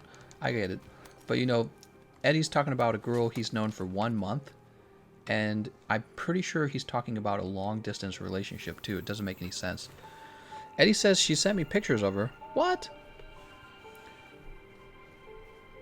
She's with a new guy about a few weeks in. We are in my house that I own. Oh, dude. Kibbers, you got... Oh, man, dude. Kibbers, you need to start working with her to get her moved out. And you need to start moving in a girlfriend who is yours. Okay? Oh my god, dude. I mean, it's going to be probably uncomfortable. Maybe you found that it's easier to have her there. Or maybe you have feelings that you're still going to get back together or something like that, but you need to throw those away. You need to throw those feelings away right now. And then you need to start working on probably working out so that you're more attractive. And then you need to have a plan for her to move out very soon, probably in the next 3 months. And you need to get your own girlfriend. Oh no, man. That's tough, man. Well, at least she's in your house and not the other way around. This man, Eddie, getting catfished. He don't even know it. That's right, Eddie. When you talk to somebody over the internet, you don't even know if they're who they're claiming they are. Uncle, no. Trust me, I'm not. Whoever you're talking to, Eddie, just make sure you don't send that person any money, okay?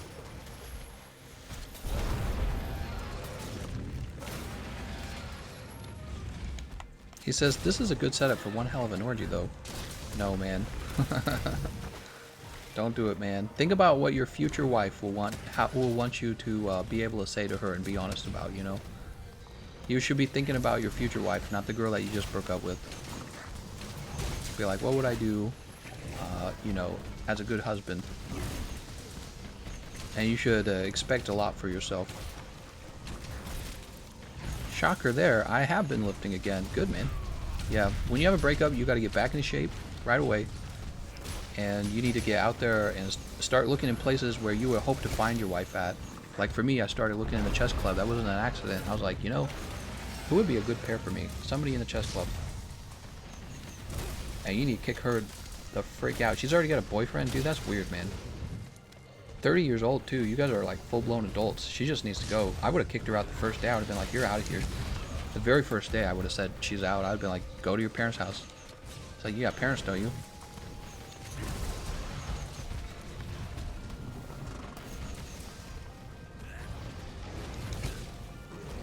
I made a poor choice of getting a girlfriend at 4th, especially after she'd just been dumped. Luckily, I broke up with her later that year.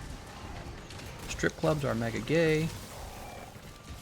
Henry, I'm out. Rip Eddie. Tease me so I can pay you. How's it going, Virgil?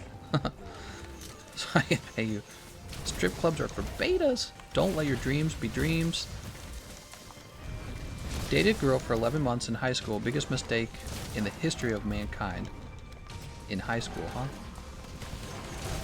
Yeah, people are still learning a lot about themselves so young, and nobody is skilled at relationship at that point.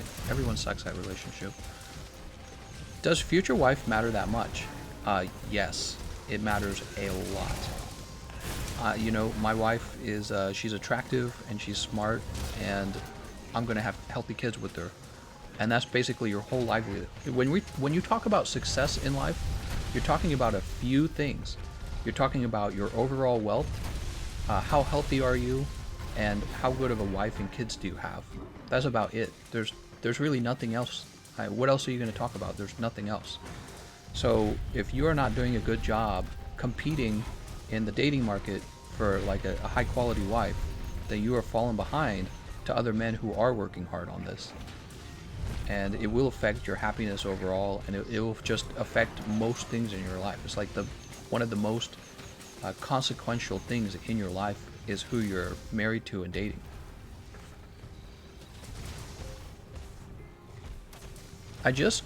Hey, I crash and I'm Luigi. I posted the quest again if you want to join after that. Sounds good, Wary. Gameconomist, ever done a face reveal? Nope. Eddie says, well, here I go, guys. Thanks for contradicting me on how much of a idiot I am. Marcus says, it's all our first time at this thing called life. Doom says, Mikey, we have only seen this hands and wrists. No, actually, somebody has seen me. Remember, at 69,420 subscribers, I made a deal to do a face reveal back then, and so I did a face reveal in the Xbox chat in Discord. And I guess nobody cared? I don't know. It was like not even a big deal. So it's not like they saved the video. It was a video. Nobody saved it, I guess. The best way to establish yourself as the true alpha male is to go into one of the banks where they hang up your coats. Say that you're not scared of the cold and then walk away. I don't date is a waste of time. That's not true, Jesus. God Terror Boy says, GC, do another 10-second face reveal in Xbox chat. You guys come up with an exciting way for me to do a face reveal and I'll do it, okay?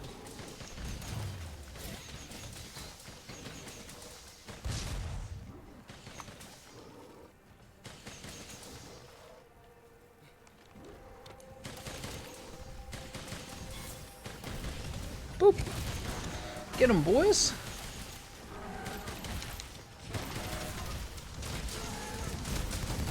That's gonna be KO.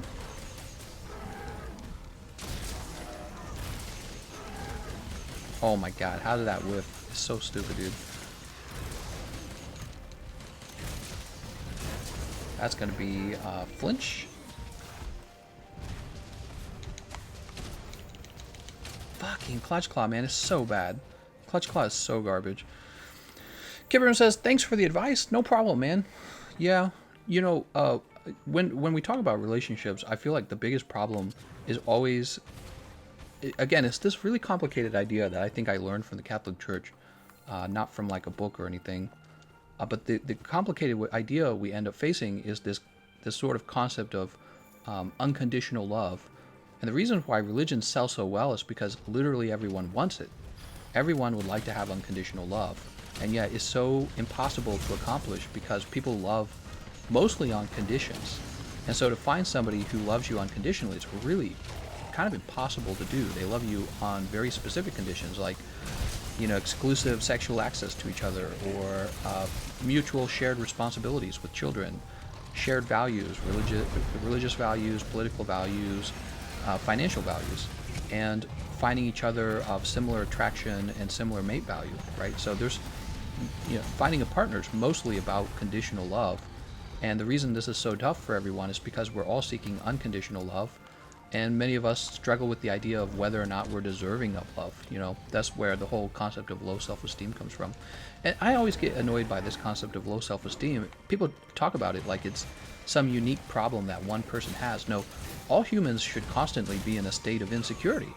you have no control over the person you're with. They could leave you at any second if they wanted to.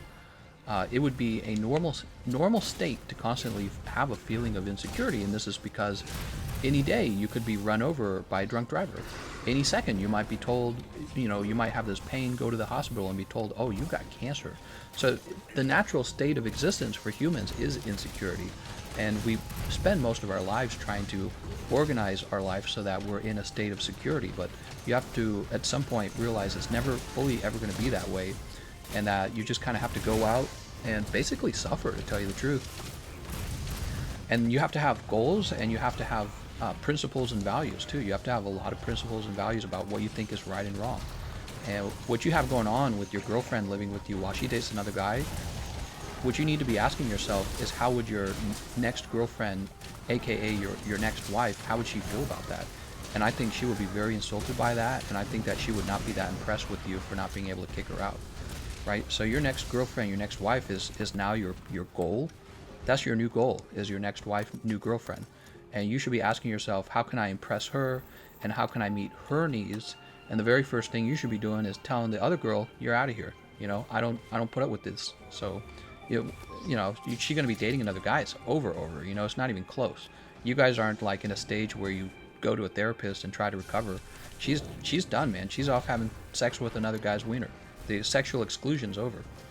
The to death do us part is way over. So if you're there for like physical comfort, or maybe it's just easier, or maybe you're too nice to tell her to get out, that's you being in a really, really bad position and not really thinking about the future enough, in my opinion. What just happened? Cole has been a member for 9 months. Holy cow, man. That's unbelievable.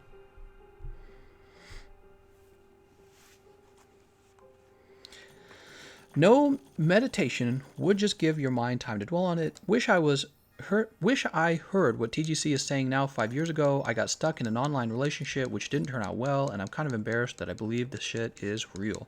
Yeah, it's not that there wasn't like dating apps and stuff like that when I started looking for my wife. I just did not believe that technology can replace technology cannot replace you actually spending time around a person. And so I don't really like the idea of a dating app. If I had to go dating out today, I would not be using a dating app. What I would be doing is I would be physically placing myself in the place that I would hope to find my wife, my future wife. And I would be making guy friends, because guy friends consequently introduce you to girls. That's what happens. They're like, hey, here's my coworker. Here's could even be a sister. Who knows? Here's an old high school friend of mine who hangs out with my group. So you make guy friends, and then you're on the lookout for girlfriends. But most importantly, you place yourself in a high traffic area where you will hope to find your wife. Maybe that's school. Maybe that's in a certain workplace. Maybe it's a certain, place where you have fun. Maybe it's church. Believe it or not, church is probably one of the better places to find a wife, because she's going to be a conservative wife, and she's going to have principles. And when people don't have principles, you don't believe in religion, that's fine. I don't believe in religion, but guess what? When you don't have principles, when anything goes, when you have subjective morals, moral subjectivists, guess what? As soon as you become inconvenient, as soon as you become something that the other person has to sacrifice for, the relationship's over. Because it wasn't a relationship where two people are sacrificing for each other out of love. It was a relationship where two people were treating each other as objects and using each other for satisfaction. The moment the satisfaction is over, the relationship is over. And this is the majority of relationships in the future. This is majority of what people do. People don't really believe in that sort of commitment. And when they say commitment, what you really mean is devotion. Nobody believes in devotion. Devotion is like one of those outdated old beliefs like honor and respect and humility and sacrifice. That's a really outdated belief.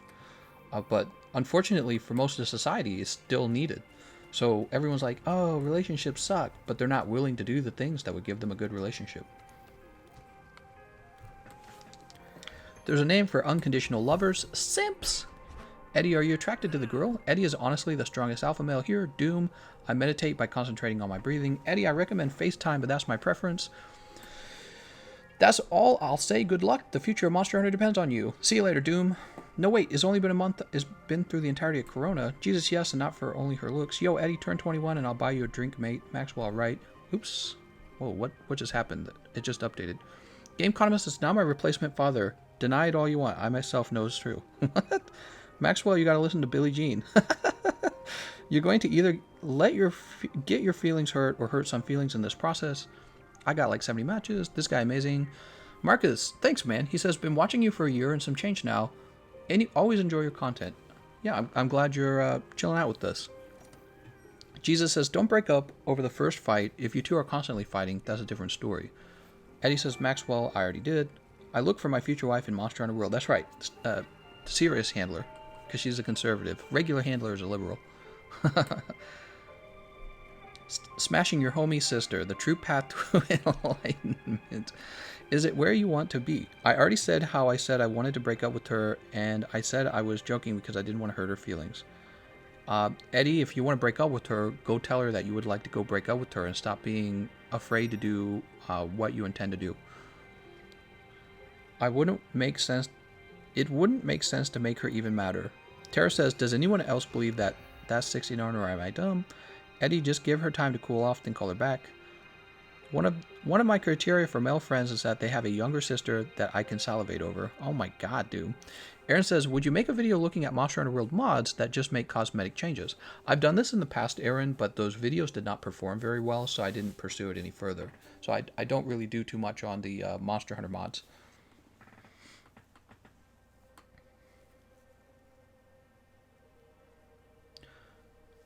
Else, no friendship. So serious handler is better. Stop being a pussy. These streams are amazing. They're amazing. They're amazing. Dr. Economist, I'm here to tell you how to get laid, bros. I'm going to teach you the 10 rules of seduction. Step number 1, have a good jawline. Step number 2, have a wealthy father who gives you lots of money. Step number 3, go to a fancy college full of party girls.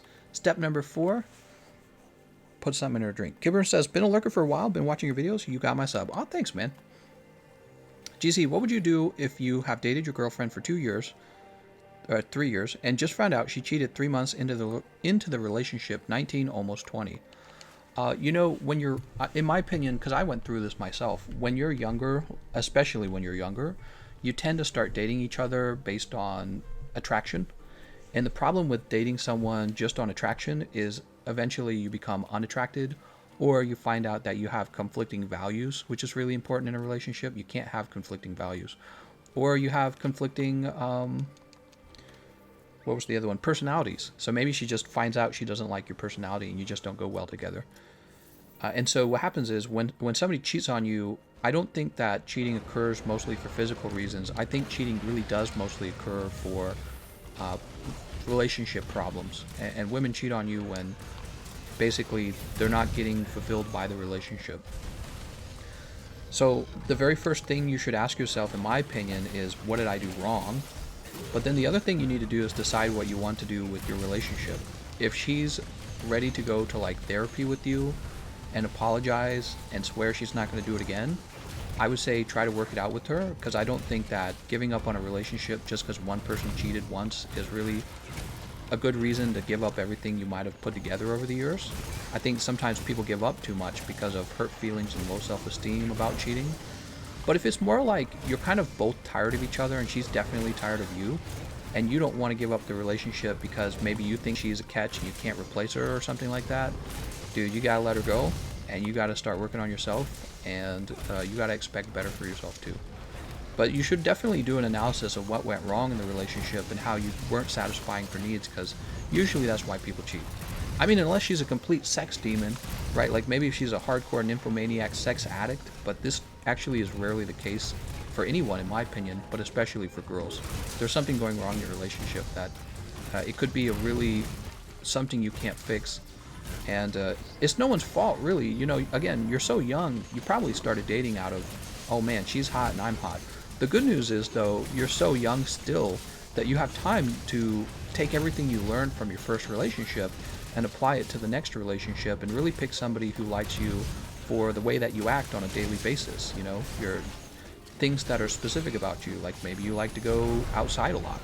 Maybe you like to play games a lot. Maybe you like to cook a lot. Whatever it is that you spend most of your time doing, you need to find somebody who shares those activities with you and that personality style with you. Otherwise, you will just be stuck in like not a very good relationship in the first place, and that's probably what she's realizing too. My ex said she'd rather me have cheated. Makes it easy to break it off. Just saying. My ex says she'd rather have me... Oh, I see what you're saying. So basically, she wishes you had cheated so that she wouldn't have to feel guilt for ending the relationship. I mean, I guess I can see that. It's kind of a weird thing to say. It's almost like she's trying to blame you, dude. If she's the one cheating, and she and you didn't go and try to do therapy together, it's on her. It's not on you. So you shouldn't feel guilty about it, first of all. And second of all, you should focus less about maybe feeling insecure about what happened, and instead do an emotionless analysis of the relationship and what went wrong, and then determine to fix that and determine to improve yourself and make yourself more marketable as a mate. I believe in this concept called mate value that has nothing to do with like whether or not you have the same political beliefs, religious beliefs. Mate value is just when you walk up to a person and they say, wow, I would hook up with that person. So I would work on your mate value right away. Y'all beating around the bush? The answer is to go gay. Ask yourself, would you be this careful with another male partner? Just go gay. Who's the oldest simp? I'm tired of her, but she's not tired of me. That's why I'm afraid to. What? What are you talking about, Eddie? Eddie, you're 14, dude. I'm tired of her. In 1 month, I'm tired of her. You don't even have a relationship, dude. Everyone's still helping Eddie. Eddie, listen to Uppercut. Listen, Uppercut or trust me, Dropkicker. Respect the drop kit. Number one quality you want in life is decisiveness. Well, I don't think that's the number one quality in life necessarily. I think there is a case where you can be so indecisive that it can hold you back. But being able to make the right decision is much more important than just being decisive, you know? Like, you can decide to go jump off a cliff very quickly. That doesn't make it good. That doesn't make it the best quality in life that you decided to jump off a cliff quickly. It's almost the other way around, actually. Eddie's like, I'm doing it, guys. Do it, Eddie. Do it. Take a hit of vodka, Eddie, and do it.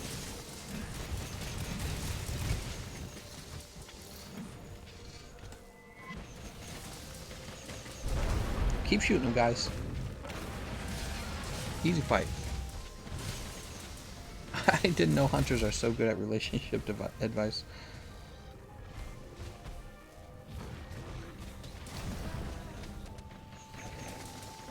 Headbutt yourself and think. Rip, Eddie. Hey, Economist, when you playing on PC? Someday. Eddie, asking people on the internet is not a good idea. You know what you need to do? Go do it. Don't ask for advice if you're not going to take it. Eddie, just play Monster. Ivan had the best advice right there. He says, just go play Monster Hunter. Yeah, like, what the heck? What the heck, man? Eddie, just play some Monster Hunter, bro. Kevin says, I wasn't paying attention to her this past year. Where we live, it's hard for me to nail a job. Oh, that's a big deal, too. So, that's essential. For guys can't have children, okay? Guys can't get pregnant. So guys can do one thing, get a good job. So if you want to increase your mate value, you have to have a job. And if she broke up with you and you didn't have a job, that's almost certainly part of it. It's almost like running into a woman who's infertile. Like, maybe it takes a while for a guy to realize why that's a big problem. It most certainly is a big problem. It's just part of our nature. So you being jobless is about the same as her being really fat or something. It's about the equivalent for girls. Yeah, you being jobless is like the equivalent of dating a really fat chick. Really fat, unhealthy chick. Not that I hate fat chicks, by the way, but I'm just saying that women prefer guys who are wealthy, and men prefer women who are healthy. Real simple. Henry says, Eddie, why are you here? I looked up how to deal with the low self-esteem, and now it showed me to here. What? After she broke it off, I had to take a step back and figure out myself. Then this COVID came. Now I can't. Oh, the COVID will pass, man. Kibber, the whole, COVID-19 thing will pass. I would kick her out of the house and send her back to her parents' home. If that's your home and she has a boyfriend, and you have not kicked her out is because you still have feelings for her and you're trying to rescue the relationship. If she started, dating another guy, she is almost definitely having sex with him and the relationship's fully over for her. And so the most self-esteem respecting thing you can do for yourself right now is to 100% kick her out of the relationship. It's over, dude. The relationship's over, and you clinging to it actually is worse for you. What you should be doing now is imagining what your future wife would expect you to do in this situation, and she would expect you to be a man and to kick her booty out of the home. And you probably have a lot of special memories with her. You have a child with her, so there's a lot of pain you're going to go through, but it's got to happen. She's already moved on. It's time for you to move on. So she's got a boyfriend. It's over, dude. It was over probably like the moment she cheated. It was probably over because she made that decision back then. Yeah, if you're trying to salvage the relationship, I promise you, man, it's not a salvageable relationship. It's a bad relationship. She's actually using you for a free home, and you get nothing in return. You don't get sexual exclusiveness to her, and her money is not your money. There's no she's literally losing you. She's literally using you, man. So you will want to kick her out to her parents' house as soon as possible. Tell her sorry it didn't work out, and that you're going to get a girlfriend. And before you get a girlfriend, what you'll want to do is evaluate yourself. You'll want to get a job ASAP, like as soon as possible. If you don't have a job, apply for unemployment. But you will want to get a job as soon as possible, and you will need to work your ass off and get a good job. And in the meantime, you'll want to work out as well. Start going for daily runs. Since you won't have a girlfriend at home, you will have lots of extra time to go for runs and to get into better shape. And get into the best shape you can. It turns out, guys are actually pretty attractive throughout life, if you guys didn't know that. So even if you have kind of not a perfect face or a perfect hairline or any of that stuff, if you have an ugly hairline, go get a toupee or whatever you need to do. But if you got kind of an ugly face, ugly hairline, if you can just get yourself healthy again, that raises your attractiveness so much. And then if you can get a job and you already own a house, your attractiveness levels will go up so high. And there are so many women struggling with loser men right now. They will find you very attractive if you are healthy, have a job, and a home. Those three things, and you'll have a girlfriend in no time. And this time, you'll pick a girlfriend who maybe respects you more. Of course, you're going to respect yourself more because you're doing all the right things, but she has to respect you more. And you're going to find a girlfriend who has more of your interests and more of your values. And the point to a relationship is to commit to each other and sort of share a little bit of that unconditional love where you're like, you know what? If you're getting old and sick and ugly, I'll still love you. And you're going to do the same thing for me because that's what keeps a relationship going. So you have to do all those things, but the very first thing you have to do is kick her out. I didn't know she had a boyfriend. That was the first thing. When you first mentioned it, I didn't know she had a boyfriend. But once she told me, I was like, yeah, she's way past you. She's over. She's using you for the house. So if she's sticking around, maybe like sexual favor, she's like, yeah, we're going to be F buddies or whatever. Dude, she's using you for the house. You got to kick her out. Your future wife is such a high quality catch of a woman that she expects better and you expect better, and you kick her out because you don't need a side chick. You're going to go after one high quality wife. That's the whole point. Gameconomist, if you were in the 20s, what would you do differently? Oh, in my 20s, what would I do differently? I would not go to school. I would go straight to YouTube and start working. I would 100% skip school. Well, no, that's not 100% true. You know what I would have done? When I go to school, I wouldn't have finished the degree. I would have only taken the classes that are related to the degree, and I would have flipped the bird at the school and say, I don't need your stupid paper. And then when I apply for jobs, I'll tell them exactly what I did. I say, I'm smart financially, and I skipped all the crap and took only the classes related to this job. Okay? And that's why I would tell them. So I would graduate in about 2 years, and then I'd be in a much better position financially, and I would start working 2 years earlier and just have less debt.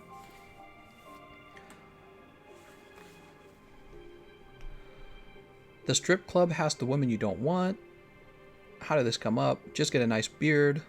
See, my lady is pregnant and is honestly such a pain in my ass. I mean, if she's pregnant, man, you better be ready to be a dad. Aaron says, statistically, there's always someone better. Henry says, we all know that the Marvel universe is fake. Fitz says, go to the strip club and tell a stripper it's your first time. Maxwell says, I've thought about being a male stripper, but I'm also working 2 jobs. Jamie says, slap her chin into the wall. No, don't get violent. You'll lose if you get violent. Like he says, I'm sitting in an optional quest watching this, not being bothered to do it. Hold on. Stand by for departure. What is the best age for getting married? That's a great question, Raul. I would marry... oh, that is a very tricky question, Raul. I hear that people are getting married older in life. You know, I think most people would agree that if they can find this idea of a like a soulmate, that they would just get married right away. So imagine this, right now in the world, there are couples that have been together all the way to the end. They've been married for like 40 years. And if you ask them, how early would you like to have been married? They will just tell you, you could have married us at 10 years old. Doesn't matter. We're soulmates, right? We're living together and we're going to die together. The problem is, it's very hard to find this person. And so you don't want to get married too soon. It's almost like you need the experience of an old man to make a young man decision. See, and the more intelligent and the more wise you are, the sooner you're able to make this choice. What you don't want to do, my brother actually, he got married too fast, I'd say. He got married to this girl he found hot. He got married right out of boot camp, so he was real, physically healthy and wearing his uniform. So he just got married like immediately, had a kid, and then they broke up. For me, I took my time actually. For me, my wife and I were together like 5 years before we got married, and there's multiple reasons for that actually. Part of the reason is it's not like there's some huge benefit to getting married. Hold on. Where I live, I don't know if that's true where you live. Oh, damn it. God damn it. There we go. In the United States, you get the dual file taxes. However, we were both college students when we started dating, right? So we weren't going to file taxes either way because we're not earning any money. So we graduated and we spent a lot of our young years together, and there's a point where we're both working, and that was the correct time for us to get married because I had an actual income and we had a place together. So that was the right time for us to get married. For you, I would definitely kind of do the same thing. I would try to get a career. And the truth is, when you have a good career path, or you're doing well in school and you find someone special, then you may be tempted to get married, but the truth is you will want to wait till you basically have a career. Because life can change a lot between the time that you're educated and the time that you have a career. If you can get a career sooner, though, you probably make that decision sooner. What's the lowest value DPS skill to drop for utility defense? The lowest value, probably going to be like peak performance, attack boost, even agitator can be dropped first before you drop crit boost, crit eye, weakness exploit. Those are the ones you got to keep. There was just an earthquake in California. It was pretty chill. I'm falling in love with this thumbnail. What?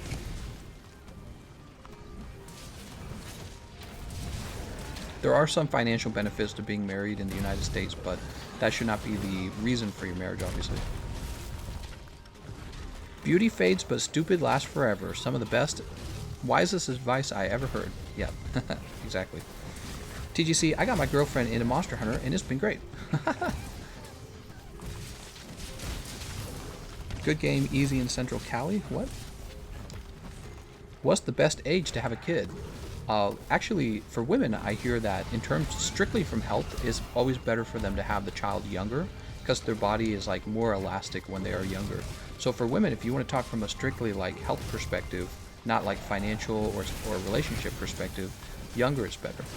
Which is why I actually think that it would be better for women to have 3 children and then to go to college. I think that would be a better system than what we currently do. It'll also give them more time to think about what they want to do. And they will be more attractive when they're done having their children. Because, when you have a child and you're older, I've heard that your body doesn't really bounce back from having those children quite as much, right? So anyways, I would say younger is better for women. For men, it's a little different. I would say the right time to have a child is when you're married and you're in a successful career. So you need to get into a career and get a home, and then pick a wife, and then marry her and have kids. I think most people understand this, though. I'm gonna throw this guy in the air. Oh, he didn't go. Maybe he has the Rocksteady on. Does Rocksteady ignore the jump? I can't remember. One friend is getting married at 21 and the other at 19. Both have a career. Yeah, so I think having a career adds a level of stability to, a relationship that it says, yeah, we can afford to get married, and we can afford to get divorced too, by the way. So not that I don't really believe in divorce anymore. I feel that, personally, I feel a divorce should be just be outlawed. If you get married to somebody, you should be stuck with them forever. And my belief for that, I think that this would drive marriage down, actually.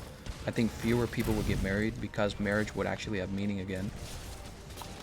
And people would be forced to go through therapy and fix their relationships rather than getting divorced. I think marriage today is so cheapened and pointless, and it really is just a way for you guys to divide your goods when you get divorced inevitably. It's really bad.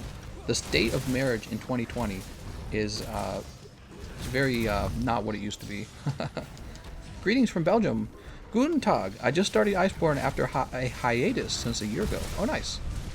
Divorce is a money grab nowadays. Well, that's what it turns into when you end up breaking up. That's what it turns into. But I think that basically, if you want to save the institution of marriage, I think the very first thing that has to change is divorce has to be illegal. Marriage has to be something that lasts, and it's not. Right now, you can get divorced about as fast as you can get into a relationship. So it's like, you want my advice on getting married? You can get married right now. It doesn't matter. You can get divorced tomorrow. So especially if you have a prenup, so you just get married with the prenup that says if you get divorced, she gets nothing. She gets nothing of yours and you get nothing of hers. And then after the prenup, you just, if you don't like her anymore, you just break up. And it was almost like you were never married. So what exactly is marriage is a good question for you guys. What exactly is it? Is it just a fancy piece of paper that lets you file dual income taxes or whatever? Dual taxes?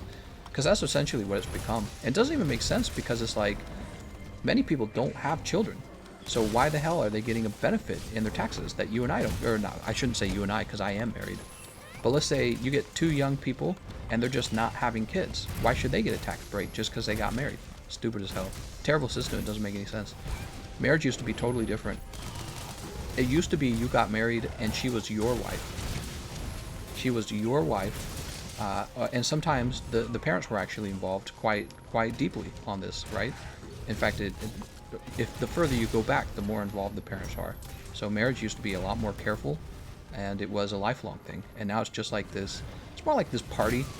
You get to have a party, and everyone gets to go there, and is all very fake. And there's all this whole industry for marriage, right? Like the ring. People didn't use rings back then. There was no such thing. It's a brand new idea. It's a modern idea. You ring, you get like Facebook pictures, and you're like, wow, our relationship is so special because of these Facebook pictures.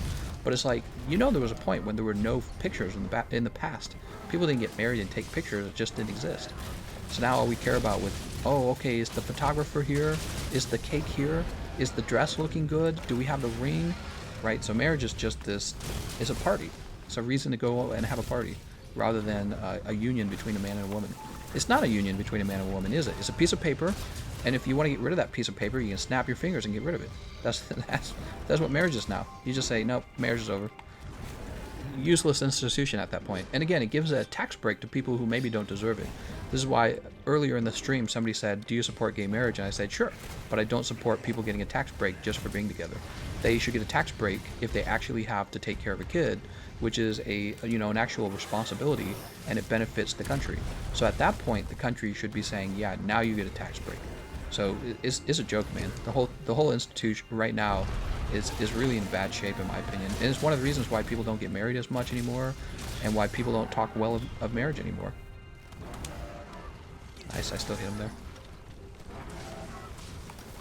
1, 2, 3. We did the same thing. Bruh!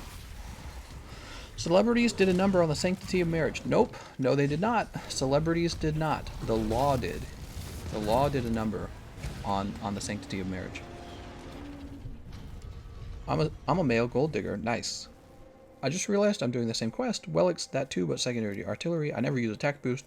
Go dang dog. You are full of surprises. I like your guides. Great help for someone returning. No problem, man. Back in the day, I think nobody would try to have an affair when they saw a ring. Really? Was that a thing?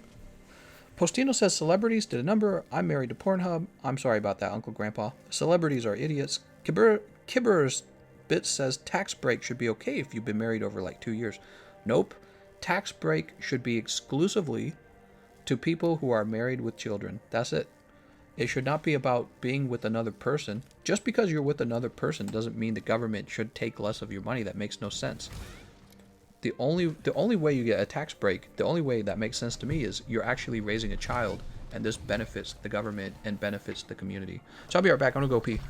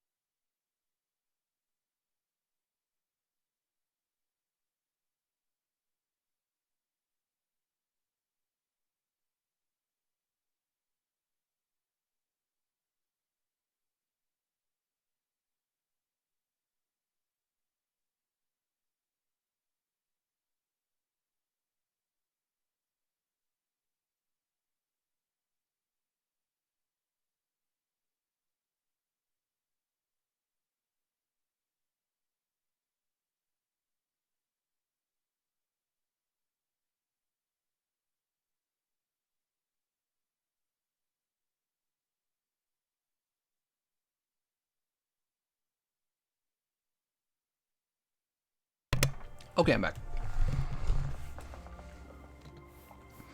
I'm back and I grabbed a piece of candy.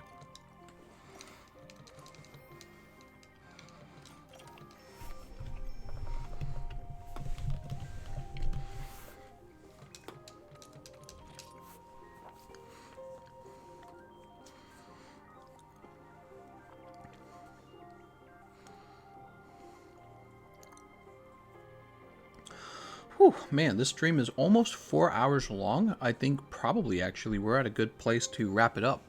Is there anything else you guys would like to talk about? John says, what if they're dependent on you, can't work or provide for themselves due to illness? Should they be eligible then? Yeah, if you can claim your wife as a dependent because she's handicapped, I think that probably would also be very acceptable. I think most people would accept that. Jesus says it's 2 a.m. and I have to get to bed. Night, guys. Too fast. Did you wash your hands? Yes, of course. I always wash my hands. People who don't wash their hands are barbarians. And here we are. Yeah, I think we'll go ahead and wrap up. I'm going to go ahead and give you guys the wave. It is very late, actually. It's like 2:15 a.m. No! Yeah, it's about time to wrap up.